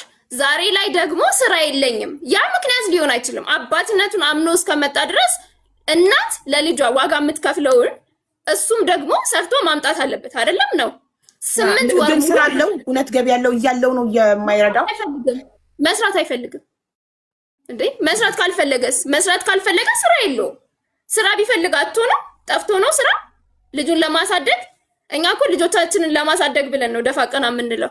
እናቴ ጋር ልጄን እንዲህ በደከመች እረፍት ማድረግ ባለባት ሰዓት እኮ ልጄን ቁጭ አድርጌ የምሮጠው እኮ ልጄን የቤት ኪራይን ለመሸፈን የልጄን የትምህርት ቤት ለመሸፈን ቀለቡን ለመሸፈን ነው። መቼ ያደረገውን ነው አድርጌያለሁ። የተወሰነ ውሳኔ ጥር ነው የፍርድ ቤት ውሳኔ ጥር 26 ተወሰነ። እስከ 30 ባለው 10,000 ብር ይቆረጥለት ተባለ። መቼ ነው ፍርድ ቤት የተወሰነው? ጥር 26 ጥር 26 10,000 ብር ተፈረደበት። 10,000 ብር ተፈረደበት። ከዛ እሱ ይግባኝ ጠይቆ 5,000 የተደረገለት መቼ ነው? ቆይ እንትን ልድረስልሽ። ልዩነቱን የስንት ወር እንደከፈለ ለማየት ነበር። 10,000 ልዩነቱን ቆጥር እንትን ነው እስከ ጥር ድረስ ምንም አልከፈለም። ጥርም አልከፈለም ሲጀመር ማለት ነው። ጥር እስከ 30 መክፈል አለበት ተብሎ አልከፍልም ብሎ እንትን አልኩለት፣ ቴክስት ጻፍኩለት አካውንቴን እና እስከ 30 ባለው መክፈል አለበት ተብለሃል። ስለዚህ የልጁ የትምህርት ቤት በዚህ ጊዜ ስለሚሆን በዚህ አካውንት አስገባልኝ ብዬ ቴክስት ጻፍኩለት። ቴክስት ጽጽፍለት ዝም ብሎ አለፈና ልክ የጥርን ወር የካቲት ማለት አፈጻጸም ይከፈታል። አፈጻጸም ከፈትኩኝና እንትን ፍርድ ቤት እንትን አስገባው ማለት ነው። ከዛም በኋላ ፍርድ ቤት ሳስገባ ምን ተባለ? የካቲት 24 ተቀጠርን። የካቲት 24 ተገኘን። ለምን በ17 መጥሪያ እንዲደርሰው በ17 መጥሪያ እንዲህ ሰጠሁትኝ። ሄዶ የለኝም ስለሌለኝ አልሰጥም ብሎ ተመለሰ። ሄዶ መልስ መስጠት ስለነበረበት ከፍለው ይገኙ ነው የሚለው። ሄዶ የለኝም ስለሌለኝ አልሰጧትም ብሎ ተመለሰ። እኔ እንደውም እሱ የሚያደርገው ነገር ምንም ፍላጎት የለኝም። እኔ እንደውም የያዝኩት ብር ክፈል ቀለብ ክፈል የምለው ልጄን ላለመስጠት ነው እንጂ ሲጀመር የእሱ 5 ሳንቲም እኔን አኑሮኝ አይደለም። ዛሬ ላይ የደረስኩት በራሴ አቅም እንጂ ባንተ አይደለም። ሌላው ደግሞ ጥር ለምን የካቲት 24 ተቀጠረ። በ17 ሄዶ የለኝም ማለት የካቲት 24 ተቀጠረ። ከዛም በኋላ ሲሄድ እንዳልታሰር ብሎ እንደውም ጓደኛው ጠዋት እኔ ወደ ፍርድ ቤት እየሄድኩኝ ደወለልኝና ቢኒያም አካውንትሽን ላኪልኝ እያለች ነው። ቴክስት አድርጌለታለሁ። አፈጻጸም የተከፈተበት ወረቀት ላይ አካውንቴ አለ። ከዛም በኋላ አካውንትሽን ላኪልኝ ብሎሻል አለኝ ማለት ነው። አይ እኔም ወደ ፍርድ ቤት እየሄድኩኝ ስለሆነ በአካል እሰጠዋለሁ ችግር የለውም ብዬ ሄድኩኝ። ልክ ሲሄድ ሲያይኝ አካውንትሽን ላኪልኝ ሲለኝ አይ ምን አስቸኮለ? እስከ ዛሬ ጊዜ ነበረው አይደል? ከጥር 26 እስከ የካቲት 24 ድረስ ጊዜ ነበረው። እስከ የካቲት 5 ሳንቲም ያደረገው ነገር የለም ምንም ማለት ነው። ብቻዬን ነው እኔ ልጄንም እያሳደግኩኝ ያለሁት እስቲ አሁን ድረስ። ከዛም በኋላ የካቲት 24 ቀረበ። ሲቀርብ ወዲያውኑ ዳኛዋ ጋር ከመቅረባችን በፊት ወዲያውኑ 10,000 ብር ላከልኝ ማለት ነው። የመጀመሪያ የጥርን የካቲት ላይ ሰጠኝ። ከዛም በኋላ አልኳትኝ ሄድኩና በዛ በመሃል ተሳድቦ ቪዲዮ ዩቲዩብ ላይ ሰርቶ ነበር። ከዛ እሱን ምን አደረኩኝ? በአቃቢ ሕግ እንትን አልኩኝና አንደኛ ሲጀመር ለምንድን ነው ስሜ በውሸት የሚነሳው? እየረዳ ላልሆነው ልጅ ላልደረስኩበት ሰውዬ አጋጣሚ ላይቭ ላይ ያለው መጣችና አወራችኝ። 38,000 ብር ቢኒያም ሰርቆኛልና እንዲመልስልኝ ብላ ደራርቱ የምትባል ልጅ ቪዲዮ ሰርታለች። እኔ አይቻት አላቅም፣ አውርቻት አላቅም። እራሷ ራሱ ምስክር ናት። ልጅቷ ብትጠራ ማለት ነው። አላቃትም፣ አታቀኝም። በቃ ከዛ እንዲህ ቪዲዮ ሰርታለች ምናምን ስትለኝ እኔ ምን አገባኝ እምትልሽ ማማ የሱ ፍቅረኛ አይደለችም። አይ ከሊሊ ጋር እያወራን ማለት ነው። ከዛ እንደዛ ስትለኝ እኔ ምን አገባኝ ቀድሞ ማለት ታይ ብለዋታል እሷም እና የኔን ጉዳይ ደግሞ በፍርድ ቤት ይዤዋለሁ። በፍርድ ቤት ቀድሞ እንደያዝኩኝ እንትን ነግሬያለሁ። ከዛም በኋላ ስለ ልጅቷ አይመለከተኝም። ምክንያቱም እኔ ስለ ራሴ እንኳን በስነ ስርዓት እንትን አልልም። ስለ ሰው ምንም የሚመለከተኝ ነገር የለም። ከዛ አይ ታያት ስለሱ መታ አንቺ ጋር ስሞታ ስታቀርብ የራሴንም ከሱ ጋር ያለኝን ችግር መፍታት አልቻልኩም ላይ ካያገባኝም ነው። አይ የራሴን ጉዳይ ታውቃለች፣ ሙሉ ብዙ ነገር ታውቃለች። ምክንያቱም ነግሬያታለሁ። ያለውን ነገር ሼር እናደርጋለን። ሺዝ ማይ ሰፖርተር ሰፖርት አደረገኛለች በብዙ ነገር እና አልኳትኝ። ሶ ምንድነው የተፈጠረው? ልጅቷ ምንድነው 38,000 ብር ምናምን ስትል አይ ተይ ተብላለች። የኔን ጉዳይ እንዲ ደርሻለሁ። ስለዚህ ውሳኔ አርብ ነው ብዬ ተናገርኩኝ። ከዛ ውጪ ስሙን አላነሳሁም። የተናገርኩት አዎ ያለውን ነገር ይሄን ያህል ቢኒያም እንደዚህ ነው አላልኩም። በቃ ልጅቷ ቀድሞ ተይ ተብላለች። ስለዚህ ለምን ከዛ ጭራሽ ምንድነው አጋባሽን ምናምን ብሎ ደግሞ ባልና ሚስት ናችሁ አልሽ ምናምን ነገር ብሎ ደግሞ ቀረበ። ዝም አልኩ። ብዙ ነገር አወራ፣ አትርሱኝ አይነት ነገር አወራ። ዝም አልኩ። ከዛ ምንድነው ዜና ቀረበ ማለት ነው። ዩቲዩብ ሰራ። ዲቦራ የከሰሰችው ክስ ነው። ምንም ወንጀል እኮ አይደለም። ያልኩትን እጠይቃለሁ፣ የፈለኩትን ጠይቃለሁ። ህግ ደግሞ አይቶ ነው የሚፈርድልኝ። እኔ አይደለሁም የምፈርደው አይደለም። እኔ አይደለሁም ፍርድ ቤት፣ እኔ አይደለሁም ዳኛ። የምፈልገውን ነገር እጠይቃለሁ። በቃ እኔ ማስበውን ጠይቃለሁ። ፍርድ ቤት ደግሞ ግራ ቀኙን አይቶ ይወስናል እንጂ እኔ እንደ ጠላት አይደለም እንትን ያልኩትኝ። ጠየቅኩ። 15,000 ነው የጠየቅኩት። በቃ ያገኛል። አግኝቶ ነበረ። በእኔም ቪዲዮ ሰርቷል፣ አግኝቷል። በልጁም ሰርቷል። እና ይሄ ልጅ ሲጀመር እራሱ በሰራበት እንጂ ያገኘው ረዳው ነው የሚለው እሱ አሁን 70,000 ብር። ከዛ ልጁን ባገኘው ቁጥር 1,500 ብር አወጣለሁ አለኝ። ባገኘውት ቁጥር 1,500። ልጁ ማለት ምንድነው የሚበላው ይሄን ያህል 1,500 ብር? ያው እኔ እንደውም ይሄ እዚህ ጋር የተጻፈው በሙሉ እሱ እንትን ያለኝ ነው። ይሄ ሁሉ ማለት ነው 70,000 ብር። ከ70,000 ብር በላይ አውጥቻለሁ። ከዛ ደግሞ ካልኩሌት ያደርጋል ማለት ነው። ሶ ይሄን ያህል ነው ልጅህን ሲበላ ሲጠጣ የምትቆጣጠረው። ያልበላው ያልጠጣውንም ነው ልጁን የሚቆጣጠረው። እሺ ይሁን፣ እናመሰግናለን። እኔ ጤና ልሁን ለልጄ። ከዛ ያለፈ ደግሞ መች ነው የካቲት 24 ከፈለ። የጥርን የከፈለው። ከዛ የካቲት 24 ምን ተባለ? ነገርኳትኝ ለሴትዮዋ ለዳኛዋ ማለት ነው። ክቡር ዳኛ ይሄ ሰው ምክንያቱም ከኔ ጋር ቅራኔ ላይ ነው፣ እየተሳደበ ነው። ከኔ ጋር ሰላም ካልሆነ ለልጁ ምንም አይነት ቢሆን በልጁ ጨክናለሁ እያለኝ መልካም አእምሮ ይኖረዋል ብዬ ማሰብ አልችልም። ምክንያቱም ከኔ ጋር እልህ ውስጥ ነው ያለው። የፈለገ ነገር ቢሆን አይደለም ያላሳደገውን ልጅ አባት አሳድጎ እንኳን ልጁን ደፍሮ የሚገልበት ሰዓት ላይ ሆነ ሳያሳድገው ዞር ብሎ አይቶት የማያውቀውን ልጅ ዛሬ ይጨክንበታለሁ እያለኝ እንዴት አድርጌ ነው ከኔ ጋር እንደተያይዞ ልጄን አሳልፌ የምሰጠው? ከዛ አልኳትኝ ዳኛዋን እንደዚህ ቪዲዮ እየሰራብኝ ነው። ስለዚህ እኔ ልጄን ማሳየት አልፈልግም፣ የልጁ መታየት ይከልከልልኝ አልኳት። ከዛም በኋላ አቺም አይነት ነገር አለችኝ። እሺ አልኳት። ከዛም ባለፈ ደግሞ ምንድነው የካቲትን ከነገ ጀምሮ ነው ከ25 እስከ 30 አይደለ? በቀጣይነት ቀጥ አድርጎ እንዲከፍል ንገሪኝ።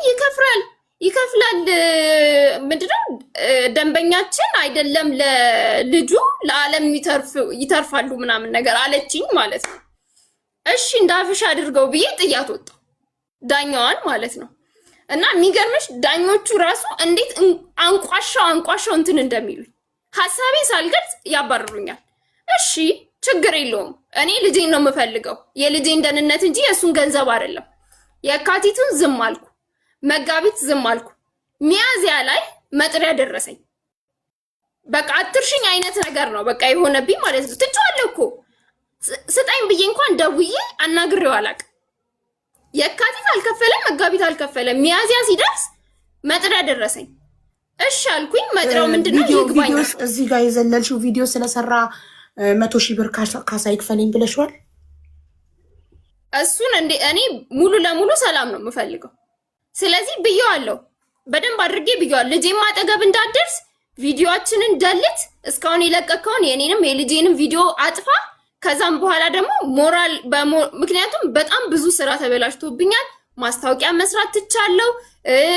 በጣም ብዙ ሰው ይደውልና አንቺ ባለጌ እንዲነሽ ለምን እንዲታረጊዋለሽ ምናምን እማይሉት የለም፣ እየተደወለ ማለት ነው። እኔ ለማስታወቂያ ብዬ ነው ስልኬን ባዮ ላይ ያስቀመጥኩት እንጂ ማንም እየተነሳ እንዲደውልልኝና እንዲሰድበኝ አይደለም። ሶ ይደውሉና እንዲሆንሽ በዚህ ወጥተሽ እንደዚህ ታረጊዋለሽ እንደዚህ ሆነሽ ከዛ በጣም አሰብኩኝና ስራ መስራት አልችልም፣ መቀጠርም አልችልም፣ ምንም ማስታወቂያ መስራት አልቻልኩም። ከዛ ሲደውል በጣም ሲያስጨንቀኝ ውል አዘጋጅ አልኩት። ልጅሽ ልጅ አጠገብ ላልደርስ አጠገባችሁ ላልደርስ ከዛም በኋላ ህጉን እንትን ስል ስም ማጥፋት ወንጀል በሞራል ካሳ ምናምን ብቻ ሳልፈልግ ህግ አጥንቼ ቁጭ ብያለሁ። ሶ ብዙዎቹን ማመልከቻዎች እኔ ነኝ የምጽፋቸው ብር ስለሌለኝ ማለት ነው። ሶ እንትን አልኩኝ ማጥናት ጀመርኩኝ። ከዛም በኋላ ጻፍኩኝ ውል አዘጋጅ እንዲህ አይነት ውል አዘጋጅ የሞራል ካሳ ፈልጋለሁ። 100,000 ብር ካሳ ቪዲዮ ስለሰራህብኝ አልሽ? አዎ ቪዲዮንም አጥፋ የልጄንም የኔንም ቪዲዮ አጥፋ።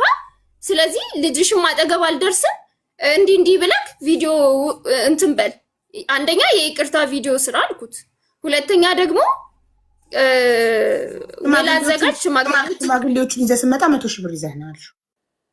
አዎ አልኩት። ምክንያቱም በቃ በጓደኞቹ በምናምን በቃ የማያስደውለው የለም የማያስደውለው። እኔ አንዳንድ ጊዜ ሲደውሉ ሁላ ሰው ሁላ ሲደውል ልኳቸው ነው እንዴ ነው የምለው። ኢቨን ኮሜንት ማለት ነው ማለት ሰው አደባባይ የወጣ ነገር ነው አይደለ? እንዲህ የተፈጠረ ነው በህይወቴ በዚህ ሰው ምክንያት። ስለዚህ እንዲህ ቢፈጠር አሁንም ቢሆን እላለሁ አንድ ነገር ቢፈጠር በእኔም ሆነ በልጄ እኔ ከሱ ራስ አልወርድም። ሪያሊቲው ማለት ነው። ሶ የመጀመሪያ ሰዓት ዩቲዩብ ቪዲዮ ሰርቼ ሁሉም የሱ እንትን ነው የሚመስሉት፣ ይሳደባሉ ምናምን ነገር። ኢትስ ኦኬ ችግር የለውም። እኔ እኮ በሰው አይደለም የምኖረው በእግዚአብሔር ነው። ከዛም በኋላ ደግሞ እሱ ራሱ በሚለቃቸው ቪዲዮ ዲቦራ ይባል። ከዛ ደግሞ መቼ ነው ሰሞኑን ደግሞ የሆነች ልጅና አባት ምናምን እዚህ እንትን ያልሹ አለ መሰለኝ። በሱ ደግሞ ቁጥ ለኔ እንትን የተባለ ነው የሚመስለው ማለት ነው ሲሳደብ ምናምን። ኢትስ ኦኬ ኮሜንት ደግሞ አንብቢ። ዲቦራ እንዲናት አይደለም ሌላ ዩቲዩብ ጋር ምናምን ቀርቶ እዚህ ጋር ራሱ ዲቦራ ክፉ ናት እንዲናት። ክፉም ሆንኩ ምንም እኔ ልጄን ለመጠበቅ የማላደርገው ነገር የለም በአጠቃላይ ማለት ነው። ሲቀጥል ያለው ነገር ምንድነው? ልጄ አጠገብ አልፈልግም፣ እንዲደርስ አልፈልግም። ምክንያቱም እበቀለዋለሁ እያለ እንዲህ ነኝ እያለ እኔ ልጄ አጠገብ ለምን በቀለዋለሁ ያለበት ማስረጃ ካለሽ እኮ በህግ ማሳገር ትችያለሽ። በቀለዋለሁ ህዝብ አለ። ህዝብ ፊት ምንድነው ይሄ? እጨክናለሁ፣ በልጁ ጨክናለሁ። እልህ ውስጥ አታስገቡኝ፣ በልጁ ጨክናለሁ ያለበት ማስረጃ አለ ወይም የሰው ምስክር አለ? የሰማ ሰው እንደዛ ሲል የሰው ምስክር አለ። እዚህ ሰፈር ብትመጪ እያንዳንዱን የሚናገሩት ይነግሩሻል ያለውን ነገር ማለት ነው። እዚህ ጋር ቪዲዮ ደቅኖ ነው የሚመጣው ሲጀመር ከታች ጀምሮ ወደ ቤት ሲመጣ። ከዛም በኋላ ደግሞ ደብቆ ሁላ ነው ቪዲዮ የሚቀርጸው ቤት ውስጥ ማለት ነው። በገዛ ቤቴ ቪዲዮ ደብቆ ምናምን። ከዛ ምንድነው ሐሳብክ? እንደ አብርሽና እንደ ሩታ እንስራ። እኔ እኮ አሻንጉሊት አይደለሁም። በዛ ነው እኔ እና እሱ ትልቁ እንትናችን ትልቁ ጥላችን እንደ ሩትና እንደ አብርሽ ቪዲዮ እንስራ። እኔ ድራማ መስራበት እኮ ቅድም ያልኩሽ ይሄንን ነው። ዩቲዩብ ላይ ይሄን ያህል ገንዘብ ይገኛል እና እኔና አንቺ ለሁለት ከሰራን ውጤታማ እንሆናለን አልኳት እና አብረን እንስራ አልኳት ነበር። ፍላጎት የለኝም እኔ ከሱ ጋር መስራት ፍላጎቱ የለኝም። ይሄን ደግሞ ግልጽ አድርጌ አይደለም ለሱ ጓደኛው ፊት አስቀምጬ ተወኝ እኔ ከኔ ህይወት ራቅ ብዬ አስረግጬ ነግሬዋለሁ። ለሱ ብቻ አይደለም ከጓደኛው አጠገብ ጓደኛውን አስቀምጬ ነግሬያለሁ። እኔ አልፈልግም ከሱ ጋር መታየትም መገናኘትም አልፈልግም። ይሄ ደግሞ መብት አለኝ። መች ነው ያልኩት? መስከረም ነው ያልኩት። አዎ ቅድም እኔ ከሱ ጋር መታየት አልፈልግም፣ ሰዎች ሌላ ነገር ያለን እንዲመስላቸው አልፈልግም። እኔም የራሴ ህይወት አለኝ፣ እሱም የራሱ ህይወት አለው ብለሻል። ይሄ ትክክለኛ መብትሽ ነው። ግን ልጁን እንዳያገኝ የምትፈልጊበትስ ምክንያት ምንድን ነው? ልጁን እንዲያገኝ አልፈልግም ያ እሱን ደግሞ አንደኛ ነገር ማለት በተደጋጋሚ ነው የተናገረው። እናትሽ መናገር ከፈለገች እድሉን ስጫት መናገር ትችላለች። ወይ አንዴ ልጨርስ። ልጁን በተደጋጋሚ ጊዜ እጨክንበታለሁ ነው የሚለው። በምን አይነት መንገድ እንደሚጨክንበት አላውቅም። እና ደግሞ የምሰማው ደግሞ በሰፈሬ ደግሞ የምሰማው ታሪክ አለ። ልጆቻቸውን አሳድገው ደክመው ምን ብለው ሴት ልጆች ካሏቸው ደፍረው ስንት ታሪክ እንሰማለን። ከዛ ባለፈ ደግሞ በቅርብ በካናዳ የተፈጠረውን ደግሞ አይተናል፣ ሰምተናል። 2 ልጆቹን አዝናናል ሰላም ነበሩ። አዝናናለሁ ብሎ ወሰደ። ከዛ ገደልኳቸው ብሎ ለፖሊስ ደወለ። አው ግን የምንሰማውን ታሪክ ሁሉ እኛ ላይ ይደርሳል ብለን የምናስብ ከሆነማ ህይወታችን ይቃወሳል። ማሪ እያንዳንዱ ሰው እኮ የተለያየ ባህሪ ነው ያለው። ሜቢ እሱ አሁን ለምሳሌ ልጅሽ ከሱ ጋር ጊዜ አሳልፎ ሲመጣ ደስተኛ ነው ወይ እንዴት ነው የሚለውን ነገር አጥንተሻል እንጂ ሚዲያ ላይ የምንሰማው ሁሉ እኛ ላይ ይመጣል ካልንማ ተፈራርተን እርስ በርስ ሁሉም ሊለያይ ነው ማለት ነው። እናትና አባት ሊለያይ ነው ማለት ነው። አቡዬ ስሚኝ፣ አቡዬ እኔ እኮ ከልክዬ አልከለከልኩም። በህግ ተፈቅዶለታል አይደል? ህግ እኮ እሁድ 4 ሰዓት ወስደ 11 ሰዓት መልስ ተብሏል። ሞክሮ አያውቅም። ሲቀጥል ደግሞ ማለት ነው ሌላ መያዝ ያለብሽ ነገር ከዚህ በፊት ልጁን አርብ ወስደ እሁድ መልስልኝ ብዬ ሰጥቼው ሰኞ ሲወስደው ሆምወርክ ሳያሰራው ልጁ በ2 ዓመቱ ትምህርት የጀመረ ህፃን ልጅ ምንም እንኳን ሆምወርክ ሳይሰራ ያለው ዕውቀቱ ሁሉ ተዛብቶበት በእኔና በሱ አለመስማማት እድገቱ ተዛባ። በብቸኝነቴ በስርዓት አሳድጌው ነበር። እሱ ሲመጣ አይምሮ ተዛባ። ከዛም በኋላ ሆምወርክ አያሰራውም፣ ትምህርት ቤት ያደርሰዋል። ከዛም በኋላ የመጀመሪያ ጊዜ አርብ ወሰደው። በቀጣይ ቀን ምን ያደርጋል? ሰለቸው ውሰዱ ይባላል እኮ አይደል? ካልተመቸው ዲቦራ እኔ ልጅሽን መውሰድ አልቻልኩም ወይም ደግሞ ልጁን መውሰድ አልቻልኩም፣ ስለዚህ ፕሊስ ዛሬ ተባበሪኝና ውሰጁ ቢለኝ እኔ ልጄ ይደክመኛል። ትምህርት አስቀረው ማለት ነው ልጁን አይደለም።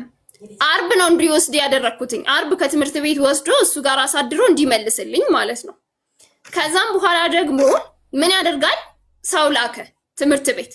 አንደኛ ልጁን ሆምወርክ አያሰራው እና ትምህርት ቤት መውሰድ ሰልችቶ ትምህርት ቤት አስቀረው አይደለም። ከትምህርት ቤት ነው እንዲያወጣ ያደረኩት። አርብ እኔ ነው የምወስደው፣ እስከ አርብ እኔ ጋ ነው። ከዛም በኋላ ልጁን ከትምህርት ቤት አውጣ ስለው ሌላ ሰው ላከ። የመጀመሪያ ጊዜ ሄደ በሞራል። ከዛ በቀጣይ ቀን ሂድና ለምን ልጁን አርብ እንደሚወስድ ያውቃል። ከዛ ሰው ይዞ መጣ፣ ሰው እንዲያመጣው ሄዶ ላከ ማለት ነው። ከዛም በኋላ ከሚሶቹ ደወሉ። እኔ ማንንም አላቅም። ሲጀመር ምንድነው ያለው? የባለቤቷ ወንድም ነኝ አለ ልጁ ሄዶ ማለት የባለቤቷ ወንድም ነኝ እንትን ፈልጎት ሄደ። ልጁን ፈልጎ ሄደ። ከዛም በኋላ እንደዛ ሲል አስተማሪዎቹ ደወሉልኝና እንደዚህ ነው ሲሉኝ፣ አይ እኔ ማንንም አላምንም፣ ልጄንም ለማንም እንዳሰጡ፣ ካልፈለገ ይቅር፣ ከዚህ በኋላም ቢመጣ እንዳሰጡብኝ። ምክንያቱም ኃላፊነት ቢኖርበት ልጄን ሰው አይልክም ነበረ። በዚህ በማይታመንበት ዘመን ሂጂና ልጅሽን ውሰጂ ቢለኝ እኔ ሮጥ ብዬ ነው አንድ አፍታ ልጄን ማመጣው። ማንም የደከመው የሰለቸው የለም። ከዛም በኋላ ምን አደረኩኝ? እህቴን ደወልኩኝና ለምን አስተማሪዎቹ ደውለው ነበረ በሰዓቱ እዛ አካባቢ ስላልነበርኩ ሲደውሉልኝ እህቴ ትመጣለች፣ ስሟ ከሌ ነው፣ መታወቂያዋን ይዛ ትመጣለች፣ ስጡልኝ ልጄን እባካችሁ አልኩኝ። ከዛ እሺ አሉ። ሲስተርም መታወቂያዋን ይዛ ሄዳ ልጄን ይዛ መጣች ማለት ነው። ስለዚህ ያ ሰው ላከው ሰው እንዲወስዱ አልፈቀድሽም? እህትሽ ወሰደች? አልፈቀድኩም። መታወቂያዋን አሳይታ ወሰደችው። ምክንያቱም ይሄ ሰው ትላንትና ነው የመጣው። በቃ ዲኤንኤ ይሰራልኝ አለ መጣ። ከዛም በኋላ ደግሞ ምንም እንትን የሚል ነገር የለም። ልጄን ቤተሰቦቼ ያውቁታል። እናቴም አባቴም ብሎ ያደገው በእኛ ቤተሰብ ውስጥ ነው። ስለዚህ ማናት ሲባል አክስቴ ናት አለ። መታወቂያዋን አሳየች፣ ወሰደች፣ አለቀ። ከልጁ ጋር ያለው ነገር ይሄ ነው። ቤት ውስጥም ሲሆን ያው እንዴት እንደሚጠብቀው አላቅም። ልጅሽን ግን አንቺ ከመጣ በኋላ አንቺ ጋር አባትህ ጋር ምን አሳለፍክ፣ እንዴት አረክ ምናምን ስትይው ምንድን ነው የሚል ነገር ይነግረኛል። አነቀኝ፣ እንዲያረገኝ ይለቀኝ። አዎ ከዛ ጥሩ የሚያሳልፈው ጊዜ ካለ ይነግረኛል። ግን ደግሞ ይሁን እንደው ማለት አልገባኝ። ማለት ተላፋኝ፣ ተጫወተኝ ነው አነቀኝ ምንድን ነው? እንዴት እንዳደረገ ልንገርሽ።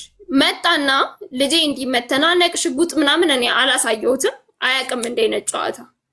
ከዛም በኋላ መጥቶ እዚህ ጋር ነው እንደዚህ ያዘኝ፣ እንደዚህ ማለት እቺ ቱቦይ እንዲህ ነው ያነቀኝ።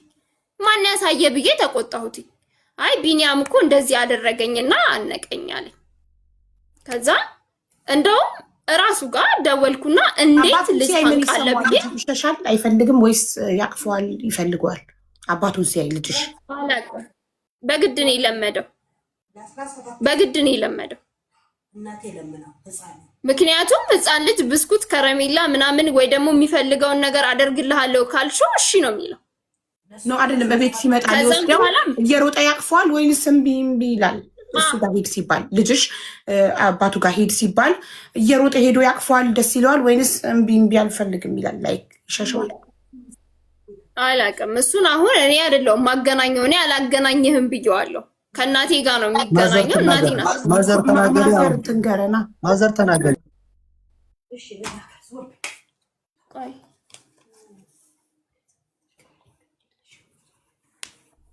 ለምን ቆይ እንደዚህ ላድርግ? ሰላም ደህና ነሽ? ሰላም ማዘር እንዴት ነሽ? ሰላም ነው ይመስገን። አለን። እኔ እንኳን ካለኝ ሁኔታዎች እኔ በመጀመሪያ እንኳን እንደዚህ መቅረብም አልፈልግም።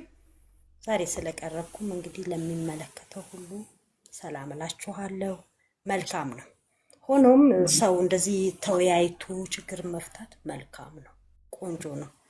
አንድ ነገር አለ። እኔ ምኖረበት የነበረው ከደንበል ጀርባ ነው። ስኖር ጎረቤቶች ይጠሩኛል። ሲጠሩኝ የሆነ የድሃ ድሃ ነኝ እባካችሁን እርዱኝ የሚል ፊልም ቢኒያም ለቋል። ልጁን ታቅፎ ማለት ነው። ነይ ነይ ነይ እስቲ ይሉኛል ጎረቤቶቼ። እሺ እላለሁ። ይሄን ፊልም ተመልከቺ ይሉና ያሳዩኝና እነሱ ሁሉም አንገታቸውን ይደፋሉ። አዘንኩ። ወዲያው የውሃ ሚዲያ ሄጄ ዲቦራም ቢኒያምም ልጁን እንዳያወጡብኝ መናገር አለብኝ። ሁለተኛ ለምን የልጁ ሞግዚት እኔ ነኝ። በታክሲ ሲሄድ ይሄን ሊታቂዋለሽ የውሃ ሚዲያ የሚዲያ ልጅ ኮንትሮባንድ ልጅ ሌላም እየተወራበት እኔ በመሃል ጭንቅ ለልጁ ልብሱን ሁሉ ቀይራለሁ። አንዳንዴ እስቲ በማይታወቅበት ልብስ ይሁን አንዳንዴም እንደው አቃጥለዋለሁ፣ እናደዳለሁ በጣም እና ይህ ሁሉ ሁኔታዎች በእኔና በህፃኑ ያለፈ ተሻግሬያለሁ። እኔ ቀደም ሲል 2 ልጆች አሳድጌያለሁ። አንዷ ዲቦራ ናት፣ አንዷ ሊያ ናት። 2 ልጅ ሳሳድግ ድምፄ ተሰምቶ አይታወቅም። ግን በዚህ ህፃን ልጅ አንገቴን የምደፋበት ጉዳይ የለም። ሚዲያ ላይ መውጣት እሱስ ዶላሩን ያፍሳል። ይሄ ህፃን ልጅ ግን የዛሬ ህፃን የነገ ታዳጊ ነው። መጨረሻው በዚህ ህይወት ውስጥ ይኖራል። እስቲ አስቢው። 1 2 ቢኒያምና ህፃኑን ለማስተዋወቅ እኔ 17 ቀን ይፈጀብኝ። ህፃኑ ምን ያደርጋል? ማንም ልጅ ላይ ሰው ትልቅ ሰው ሲያገኝ ሄዶ እግሩ ላይ ጥምጥም ይላል። ያሳዝንሻል። ግን ቢኒያምን ለማወቅ ቢኒያም ይመጣል። አባትህ እኮ እኔ እኮ ነኝ ይለዋል። ከምንም ይቺ ጉልበትና ጉልበቱን ያጥፍና ሰውነቱን አቀማመጡን መሃል ያደርግና ወደ ግድግዳው ነው የሚሸሸው። ይሄ ልጅ ምን ሆኖ ነው እንዲህ የሚሆነው?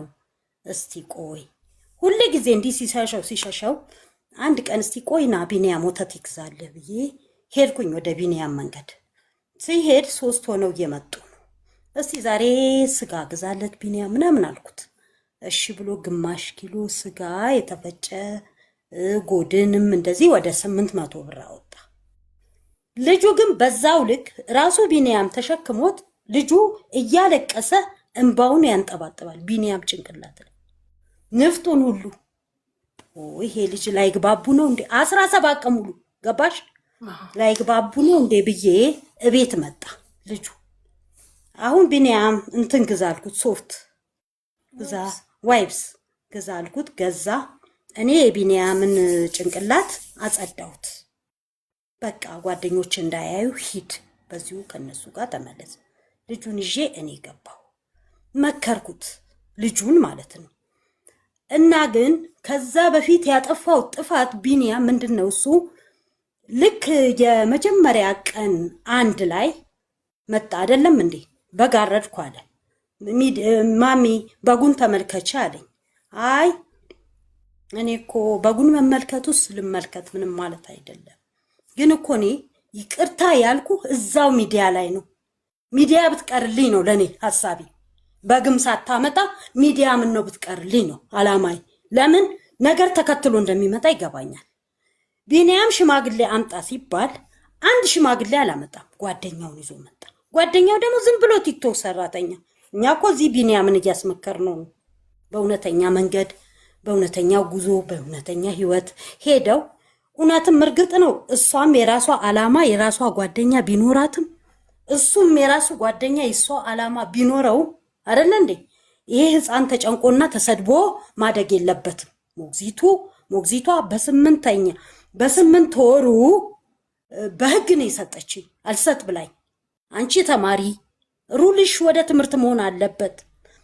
ዲግሪ ብታጪ ዲፕሎምሽን እንኳን ያዥ እና እኔ እናት ሆኜ እያለሁ ይሄው በእናትነት ዲግሪ ይዤ የለ ማስተርንም ባገኝ እማር ነበር።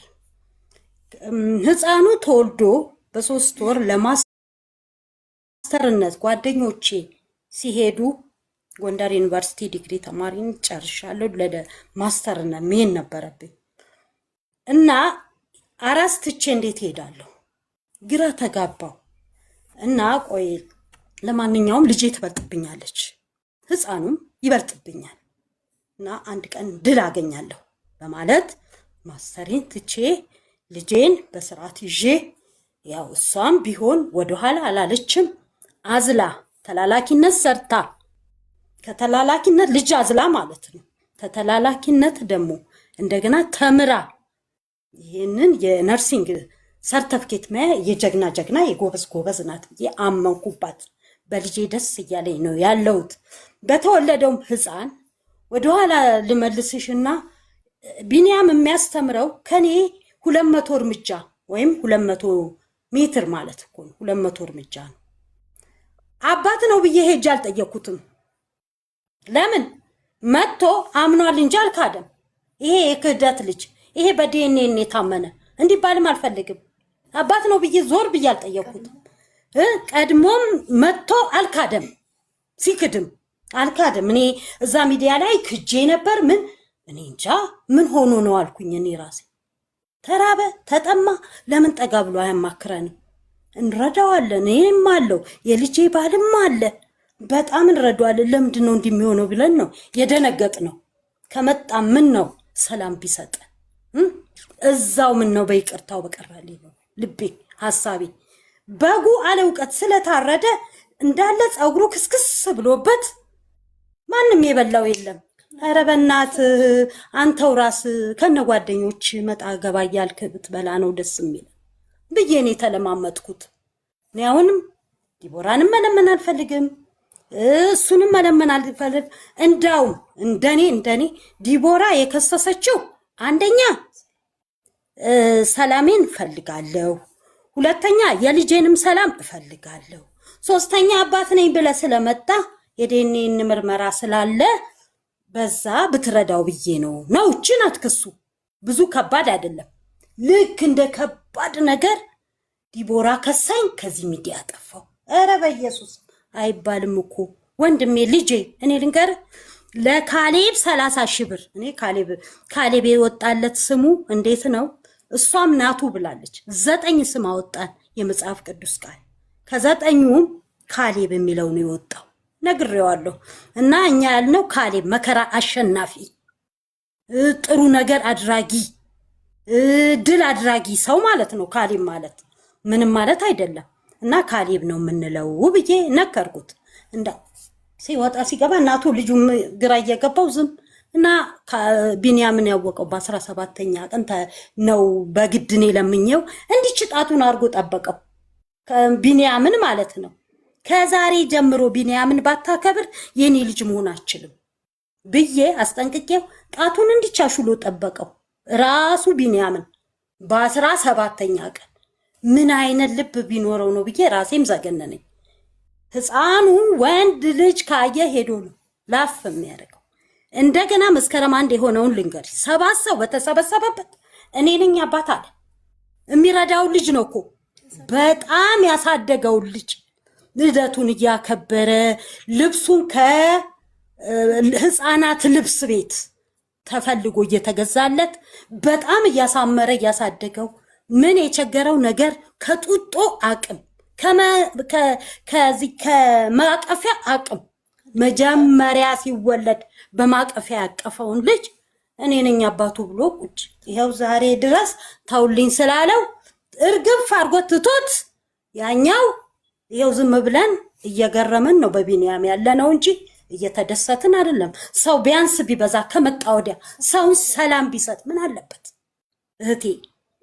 ያኛው ከማቀፊያ ጀምሮ እየገዛ ያሳደገው ምናችሁ ነው? የእህታችን የልጄ የዲቦራ የእህቷ ባለቤት የእህቷ አባል ከዚህ በፊት አባቴ ብሎ አባዬም የሚለው ያንን ነው ያንኛውን ነው።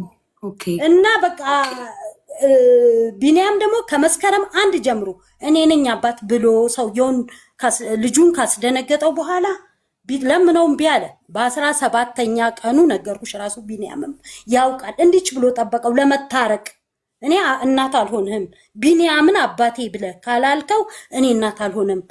ከዲቦራም ከቢንያምም እኔን ይመርጣል እስቲል አሁንም ድረስ ግን በ17 ቀኑ የሚዘገንን ሁኔታ ልጁ እስቲ እዚህ ኮዬ ላይ የፈለገውን ሰው ብቻ ወንድ ይሁን እንጂ ቅፍ ያደርጋል።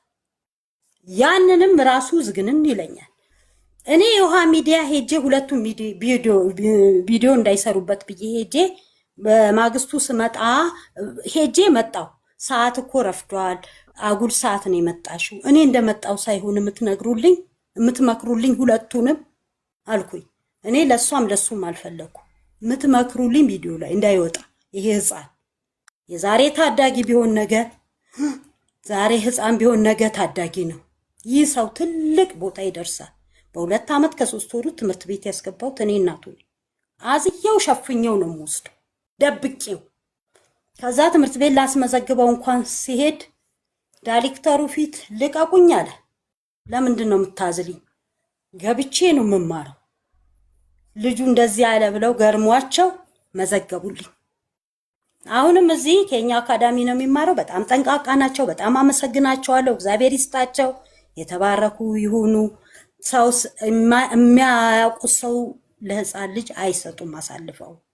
እና የዲቦራና የቢንያም ኮዬ ላይ አለ እኔና ዲቦራ ሆነን ልጃችንን እንደ ፍቅረኛ መካከል ላይ አርገን እንዙር ነው በቃ። ችግሩ ይሄ ነው። የቢንያም መዞር ቀልድ ነው እንዴ? እሱ እንግዲህ እዛ መሀል ሲቀርጽ ለመዋል ነው። ለምን የመጀመሪያ ጥሩ ብር አስገኝቶ ዳሎል ኢንተርኔት ብዙ ብር አስገኝተዋለች። ሁለተኛው ደግሞ ርዕሱ ይሄ ነው። ሆኖ እንግዲህ ባንዴ ወይ መኪና መግዛት ይሆናል ወይ ቤት መግዛት ይሆናል። ሁሉም አላፊ ጠፊ ነው፣ ከንቱ ነው። ግን ከንቱ ያልሆነው ምን የሰው ልጅ ህይወት፣ የዚህ ህፃን ልጅ ህይወት። እኔ ወደ ይቅርታ አድርግልኝ የውሃ ሚዲያ ይህን ተናገሬ ስመጣ እሱ በማግስቱ እንትን ላይ ባጃጅ መሳፈሪያ ላይ ተገናኘ። እሱ ሌላ ሰው ነው የሚጠብቀውና ገጠመኝ ሆኖ ማውራት መጫወትም አመጣንና ረጅም ወሬ እያወራን ግን አለ ልጁን ላይ እልህ ታስይዙኛላችሁ ወይ አባት ሆኖ እልህ ታስይዙኛላችሁ የሚል ሰው መጣ። በግልጹ እንደዚህም አላልኩትም። ውስጤ ተብሰለሰለ። ልጁን ሳይ አለቀስኩ። ለምን እኔ ነኝ እሱ ጋር አባዬ ካላልክ አልለቅህም፣ እኔ እናት አልሆንህም ብዬ በሚገባ ለመታረቅ ጣቱን አሹሉ የሄደው የኔን ቃል ፈልጎ ነው። ህፃኑ እልህ ታስይዙኛላችሁ። አባት ከመቼ ወዲያ ነው እልህ የሚይዘው ህፃን ልጅ ላይ? እንደገና ዲቦራ በዚች በሶስቱ ቃል ስትከሳው ልጄን አክብር፣ እኔንም አክብር፣ ለልጁ እርዳ ነው፣ ሌላ ነገር የለም። 15,000 ብር ቀላል ነው፣ ከባድ አይደለም። ለልጁ እና በእናትየው የሰራህባቸው ወለድ ባንክ ውስጥ እንኳን ብትከት 50 ሺህ ብር አያጡም። ልጁ ህፃኑ ተምሮ ዲግሪውን ይዞ እስኪንከባከብ ድረስ ያደርሰው ነበር። 15 ሺህ ብር ለምን ሆነ? 10 ሺህስ ቢሆን አቤት ተመስገን ነው። 10 ሺህስ ቢሆን ህፃኑ ልጅ 10 ሺህ ቢወሰንለት እንደገና 4 ሺህ ብር በኢየሱስ ስም እግዚአብሔር ይገስጽህ። እኔ ሁለት ልጅ ሳሳድግ ከአባትየው ጋር አንድ ቀን በልጆቼ ላይ እልተያይዘን አንተዋወቅም። ላስይሽሻለሁ ምን ልሻለሁ። የግል ጥቅሜንም አይፈልግም የሱንም ጥቅም አልፈልግም። ተከባብረን ሁለት ልጅ በሚገባ አሳደኩ። ግን በጣም ከሚደሰተው ነገር በዛ ሰዓት ህግም አግዞኛል። ይሄ ህፃን ልጅ እሁድ ለታ በ4 ሰዓት አባቱ ይዞት ይሄዳል። በ11 ሰዓት ይመልስ። የቁም እስረኛ ነው እንዴ? ዳኛዋስ ቢሆን እንዴት መሰልሽ? እድሜ ቆሞ አይጠብቀው። ህፃኑ ልጅ ተንከክቦ አይዞ ብለን አሁን ነው በትምህርት እና በእድሜው ላይ መሄድ ያለብን እንዴ። ምን ነው ዲግሪ ይዣለሁ እንላለን። እንደ ዲግሪ ነው ማሰብ ያለብን። ይሄ ህፃን ልጅ አንድ ቀን እኔ ሐሙስ ቀን ሰጠሁት ማታ፣ ዓርብ ዕለት ሙሉ ቀን ስራ ነኝ። ቢኒያም አደራህን ብየው ሄድኩኝ። ትዝ ሲለኝ የቤት ስራ አልሰራም። ሄሎ ቢኒያም በስልክ ነው። አደራ የቤት ስራ አለው፣ የቤት ስራውን አሰራልኝ አደራ ስሉ አልኩ። የዛን ቀን ምሽቱን ሲሄድ ማለት ነው። እንኳን የቤት ስራ ምንም አልሰራም።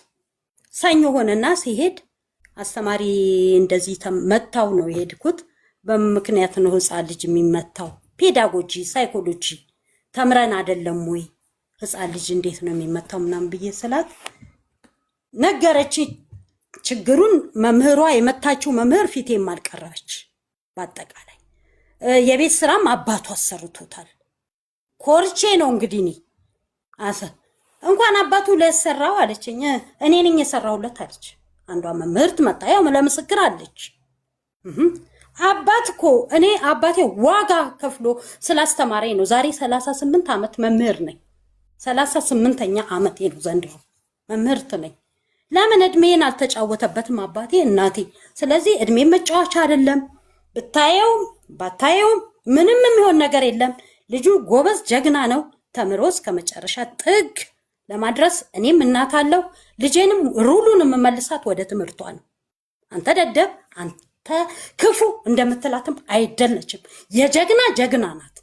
አንተ በመጣ በስንተኛው ቀን የድሃ ነኝ እባካችሁ ብር ስጡኛል ካደለም እሷ 4 ዓመት 9 ወር በሆዷ 3 ዓመት በጀርቧ ያዘለች ያሳደገችው አጠቃላይ 4 ዓመት ሲሆን አንድ ቀን የድሃ ነኝ ብላ ለምናበት አታውቅም። ከዛ ስንት ቪዲዮ ሰርታባታል።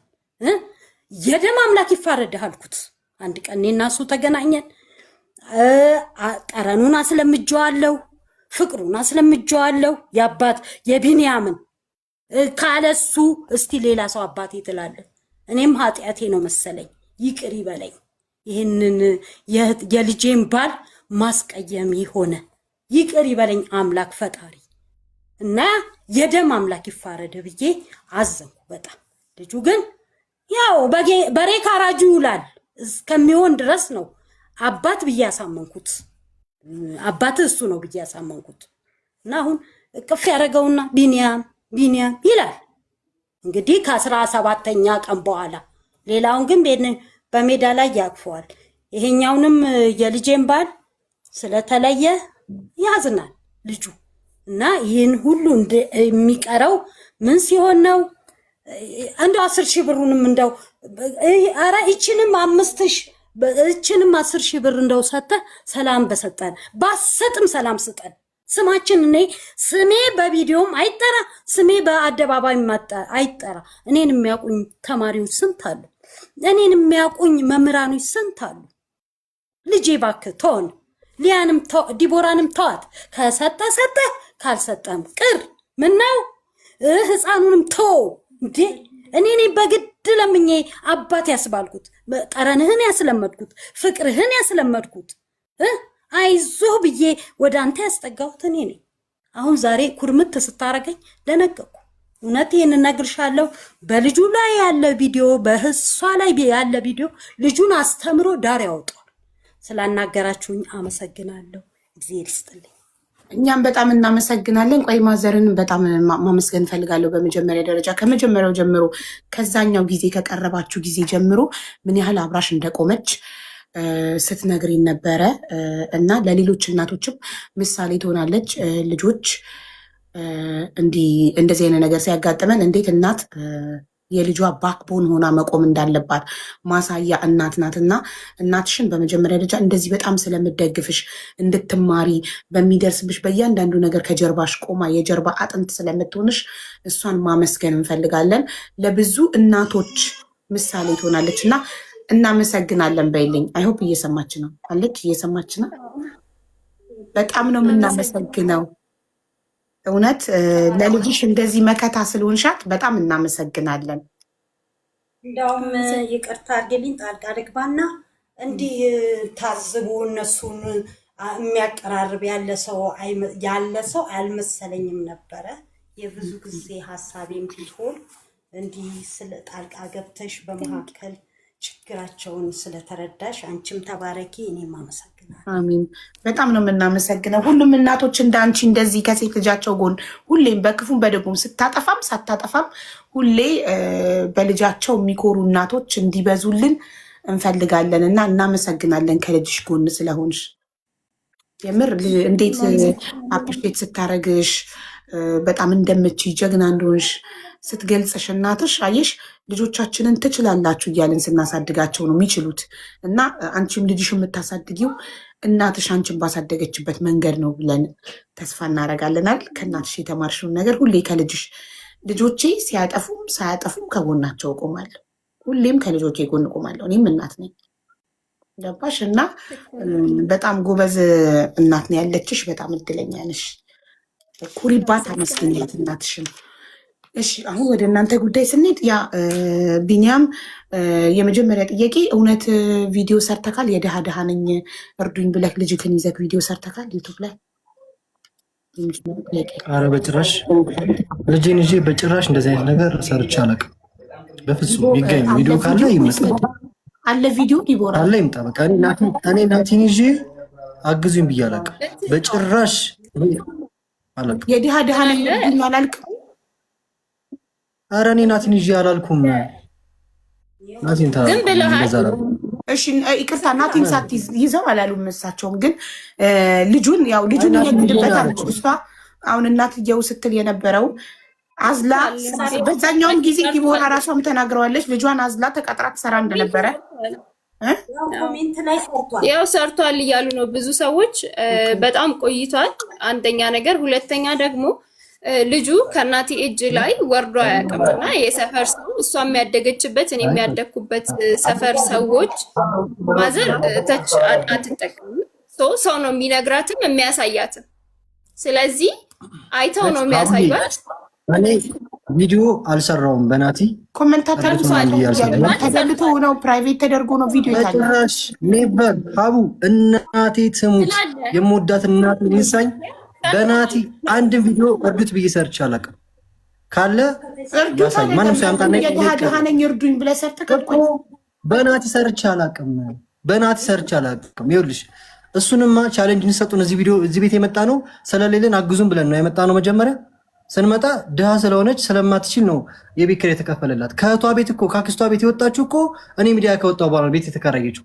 ግን ቀድመህ ሚዲያ የመጣው ችጋራም አዳምጪ ልነግርሽ ነው። መጥቼ እንደውም አንቺን ያናገርኩሽ እኮ እኔ ነኝ አይደለ እኮ ለዛ ቢኛመኝና አንዴ ላስረዳ ጉዳዩን። እኔም መጀመሪያ አንተ ነህ እኔ ቤት የመጣኸው። መጣህና ስለ ዲቦራ ስትናገር ሰው በሌለበት እኛ ጃጅ ማድረግ አንችልም ትምጣ ብዬ ዲቦራ መታ ታሪኳን ስትናገር የእኔ ተከታዮች መሲ በጌታ እህቴ የአመት የቤት ኪራይ እችላታለሁ አለች። የተለያየ ነገር አገዝናት፣ ፎሎ አደረጓት፣ ማስታወቂያ አሰሯት ብዬ ነገርኩላትኝ እና መታ ታሪኳን ተናገር። አንተ ባትመጣ እሷ አትመጣም። እሷ ኦልሬዲ ተቀጥራ በጉልበቷ ለፍታ አገሯ ላይ ልጇን አዝላ እየሰራች ህይወቷን ልጇን እያሳደገች ነበር። ማንም አያውቃትም ተደብቃ።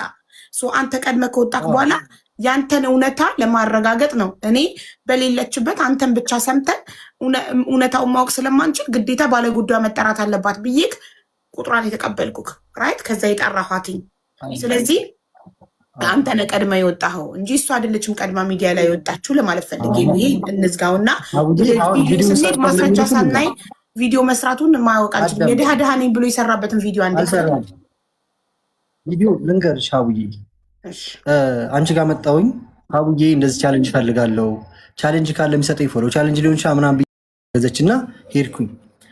ከዛ ከመውጣቴ በፊት የሆነ ቪዲዮ ቀርቤ ነበረ የሆነ ልጅ ጋር ገባሽ፣ የሆነ ፖድካስት ቀርቤ ነበር።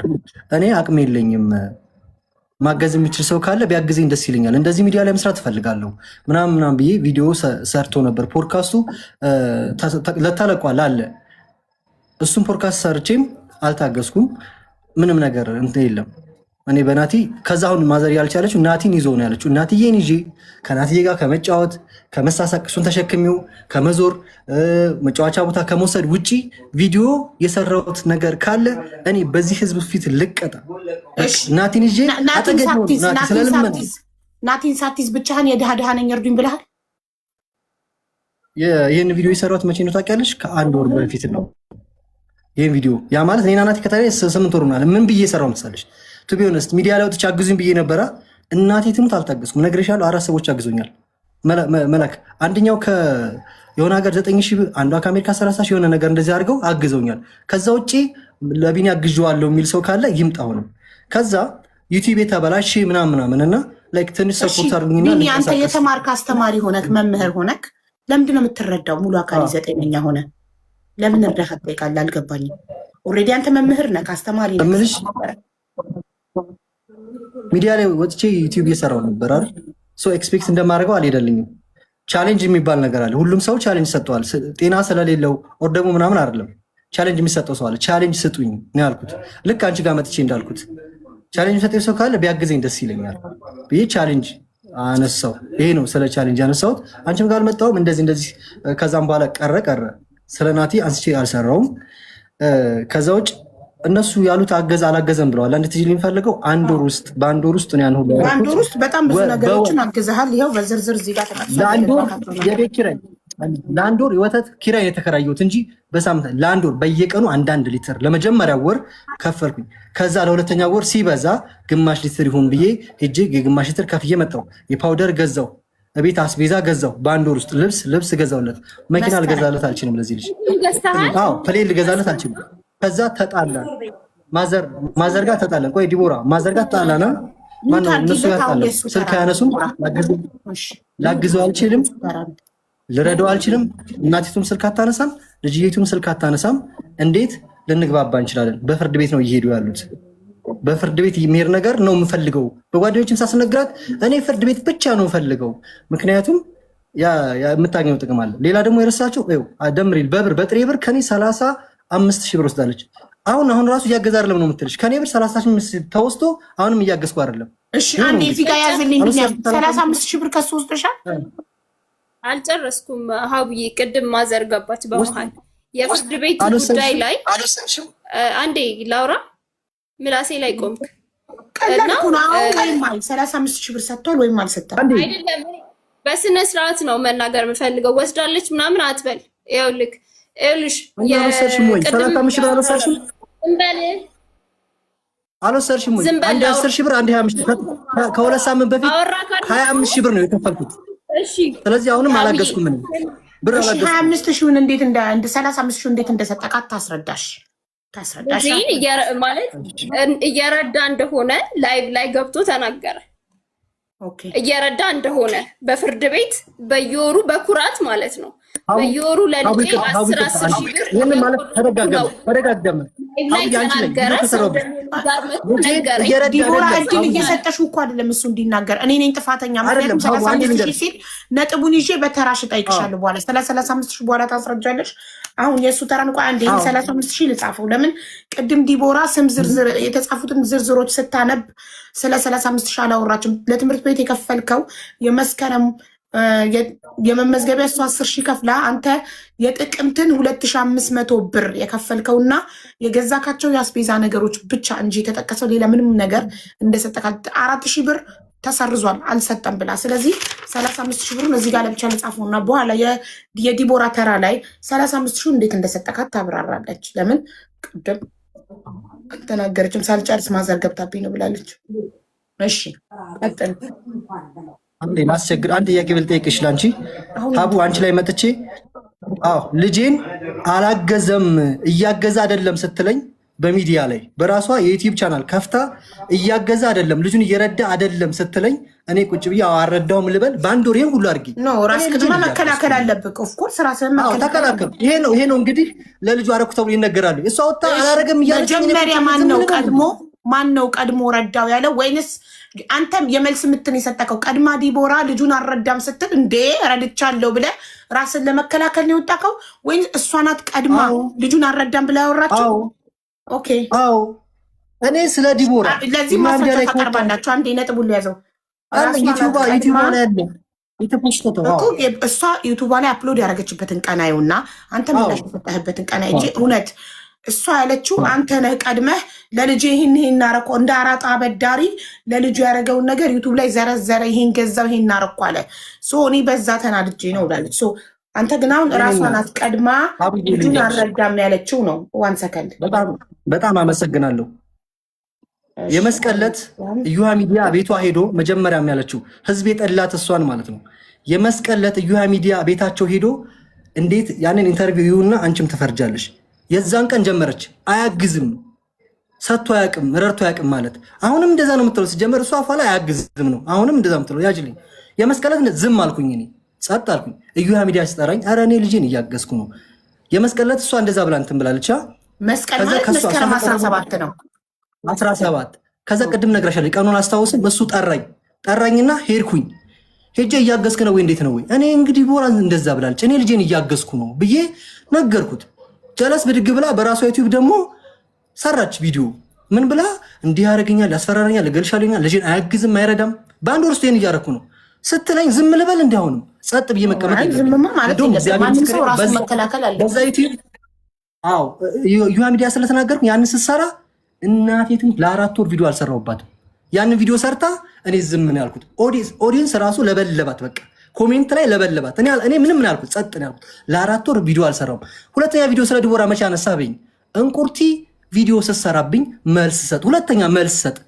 እንቁርቲ ቪዲዮ ሰራችብኝ ዲቦራ እንዲያርገላ መልስ ሰጠው። ዲቦራ መጀመሪያ ከሰሰችኝ መልስ ሰጠው። ሁለተኛም እንደዚህ ያደረገ ነው አለችኝ መልስ ሰጠው። አንተ አልተረዳም እየተባልኩ አልረዳውም። ገንዘቤን እያወጣው ንብረቴን እንትን እያልኩኝ እየሰጠሁት እያካፈልኩት አልረዳውም የሚባል ነገር የለም መኖሩም የለበትም። ስለዚህ ከረዳውኝ የአቅሙን እየረዳ ነው የሚባለው እንጂ አልረዳም ተብሎ ስከሰስ ዝም ብዬ መቀመጥ የለብኝም። እያገዝኩ ነው ያልኩት መልስ ነው። ለሁለተኛውን ቪዲዮ መልስ ነው፣ ለመጀመሪያውን ቪዲዮ መልስ ነው። ቪዲዮዋን ገብተሽ እዩ። ስለዚህ አንተ 2 ቪዲዮ ነው የሰራከው። አንደኛ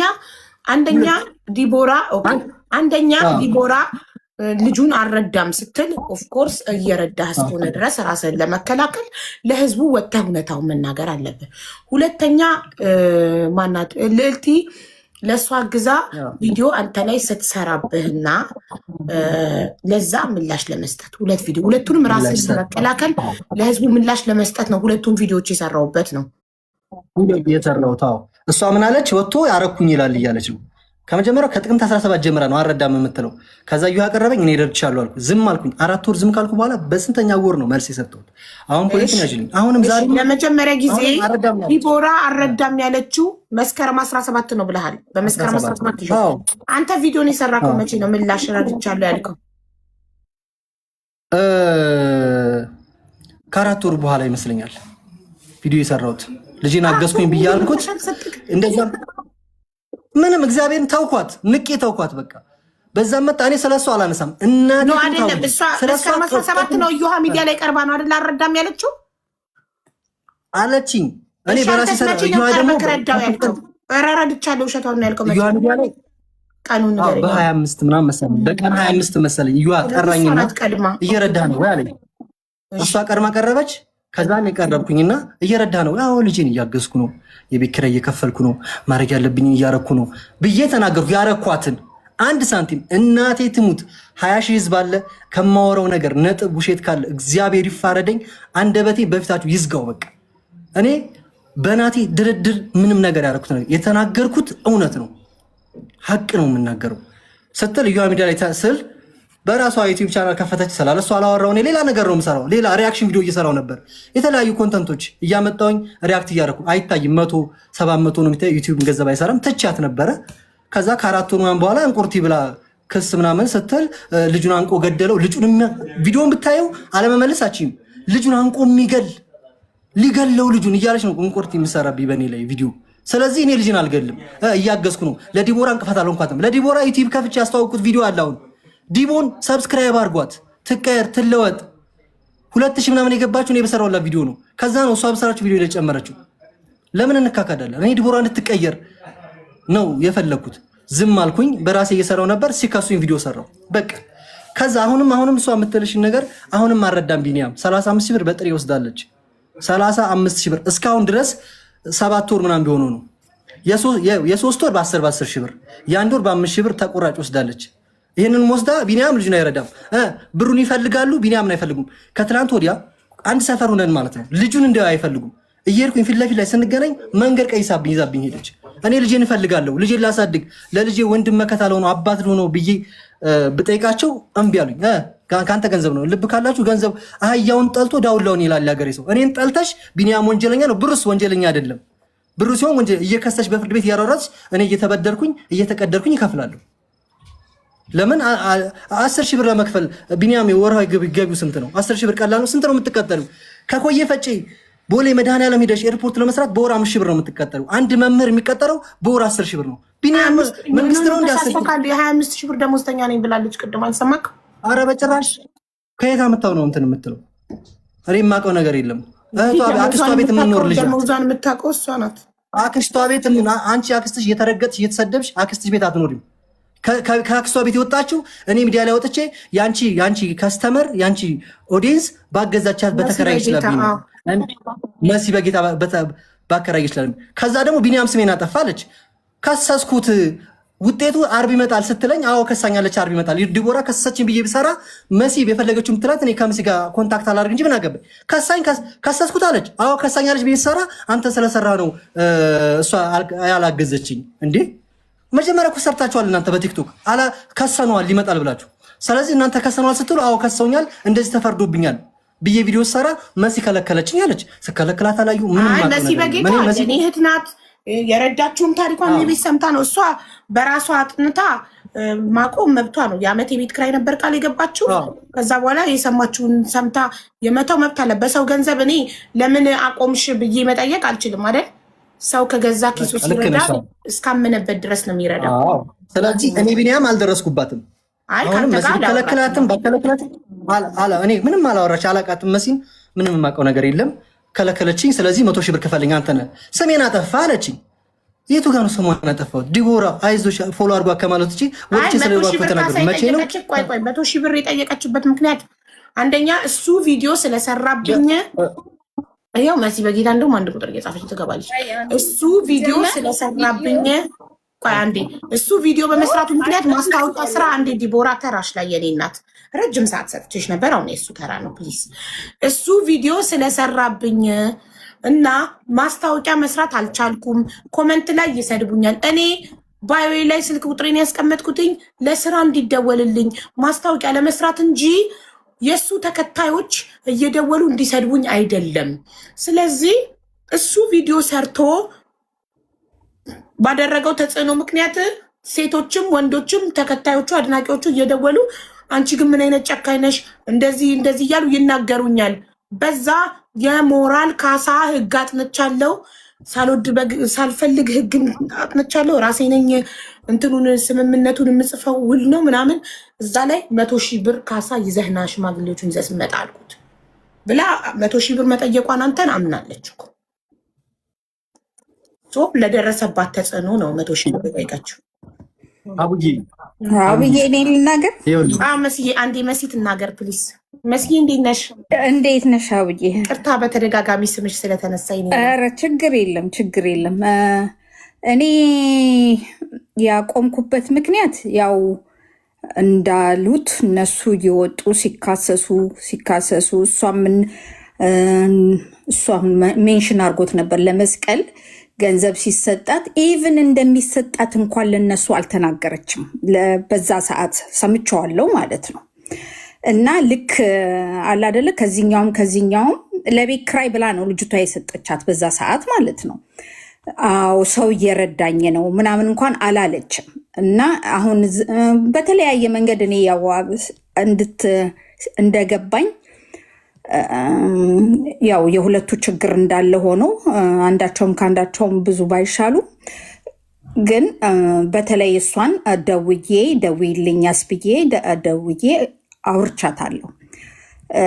ያው እንትኑ ላይ ይቅርና አንቺ ሰብሰብ ብለሽ በቃ ከሱ ጋር መካሰሱን ትተሽ ልጅሽን አሳድጊ። እንደ ክርስቲያንም ደግሞ ትክክል አይደለም የምታረገው ነገር ማለት ነው። ስለዚህ ይሄ ነገር አስቢበት፣ ካልሆነ ግን እኔ እንደዚህ አይነት ልጅ ለማውጣት አይደለም ቤት ኪራይ የምከፍለው ብዬ አውርቻት ነው ያቆምኩት። የተሻለ እንድትሆን እንጂ ከዛም በላይ ቢደረግላት ምንም ችግር የለም። ግን ተመልሶ በቃ እንዴት ልበልሽ፣ ብዙ ሰው ስላለ መናገር አይመችም እንጂ አንዳንዱ ነገር በዛ መንገድ እንድትሄድ አይደለም። ይሄ ክሱ ምኑ እንዲቀርና ልጃቸው እንዲያሳድጉ በሰላም ሆኖ እሷ ታግዛ ወደፊትም የምትፈልገውን ነገር መማር ብትፈልግ ምን ብትፈልግ ያንን አርገን እሱም ደግሞ በስርዓት አባት ሆኖ እሱም ጥሩ ነው ብዬ አይደለም የምነግርሽ። እሱም ያው የራሱ ድክመት አለው። ግን ይቅርታ ደግሞ ይቅርታ ነው። ይቅርታ ጠይቋል፣ በህዝብ ጠይቋል፣ በሰው ፊት ጠይቋል፣ እሷን ጠይቋል። ከዛ በላይ ምን ያድርግ? ምንድን ነው መደረግ ያለበት? ይቅር ማለት ይቅር ነው አይደል? ከሷ በላይ ደግሞ ይህንን የሚያውቅ የለም። አዎ ይቅርታ ነው አይደለም? ስለዚህ እየተመለሱ ወደኋላ መሄድ እንትኑንም ኢሜጁንም ያበላሸዋል። ስለዚህ በቃ ይህንን ካላስተካከልሽ ብዬ አውርቻት ነው። እንደገናም ሌላ ሰው ልኬባት ነበር ቁጭ ብላ እንድታወራት ማለት ማቆሜ ደስ ብሎኝ ሳይሆን ለውጥ አለው ወይ ብዬ ማለት ነው። ይሄ ነው ያለው ነገር። የተሻለ ልጅ ካላወጣን ኩራት የለውም። አሁን እሷ የሚያደርገችው እሱ የሚያደርገው ኩራት የለውም በዚህ መሀል ማለት ነው። በቃ ትክክል አይደለም። ያንን ትክክል ያልሆነ ደግሞ እኛ እንሸከምና እናስተካክል ካልን ካልተስተካከሉ ተመልሰው እንዴት ነው የሚሆን? ትክክል። ከዚህ በፊት መስዬ ብለሽኛል። አንድ ሰው የሚታገዘው ጸብን ትቶ በፍቅር በሰላም ሁሉም ሆኖ ልጅ በሰላም እንዲያድግ ነው። መሀል ችግሩ ለመፍታት ነው። እንደዚህ ጋር የዓመት የቤት ኪራይ አንቺ በዚህ ጋር እየከፈልሽ ወይ የሆነ ሰው እያገሽ ያ ሰው ስቲል ዘሴም ፋይቲንግ ካለ ስቲል ካለ ምንድን ነው ለውጡ? ያለ ለውጥ ለምን እንረዳለን ነው? ምን እያየን ነው? ተመልሰው እዛው ሶሻል ሚዲያ ላይ ለውጥ የማያመጡ ከሆነ መለወጣቸውን የማናይ ከሆነ ክስና ጭቅጭቅ ስድድብ ከሆነ ለዚህ አይነት ልጅ ከምንረዳ ለተሻለ ልጅ ነገ ለውጥ የምናይበት ነው መሆን ያለበት። ትክክል። ይህንን ደግሞ አውርቻታለሁ። አላወራሁሽም ዲቦ?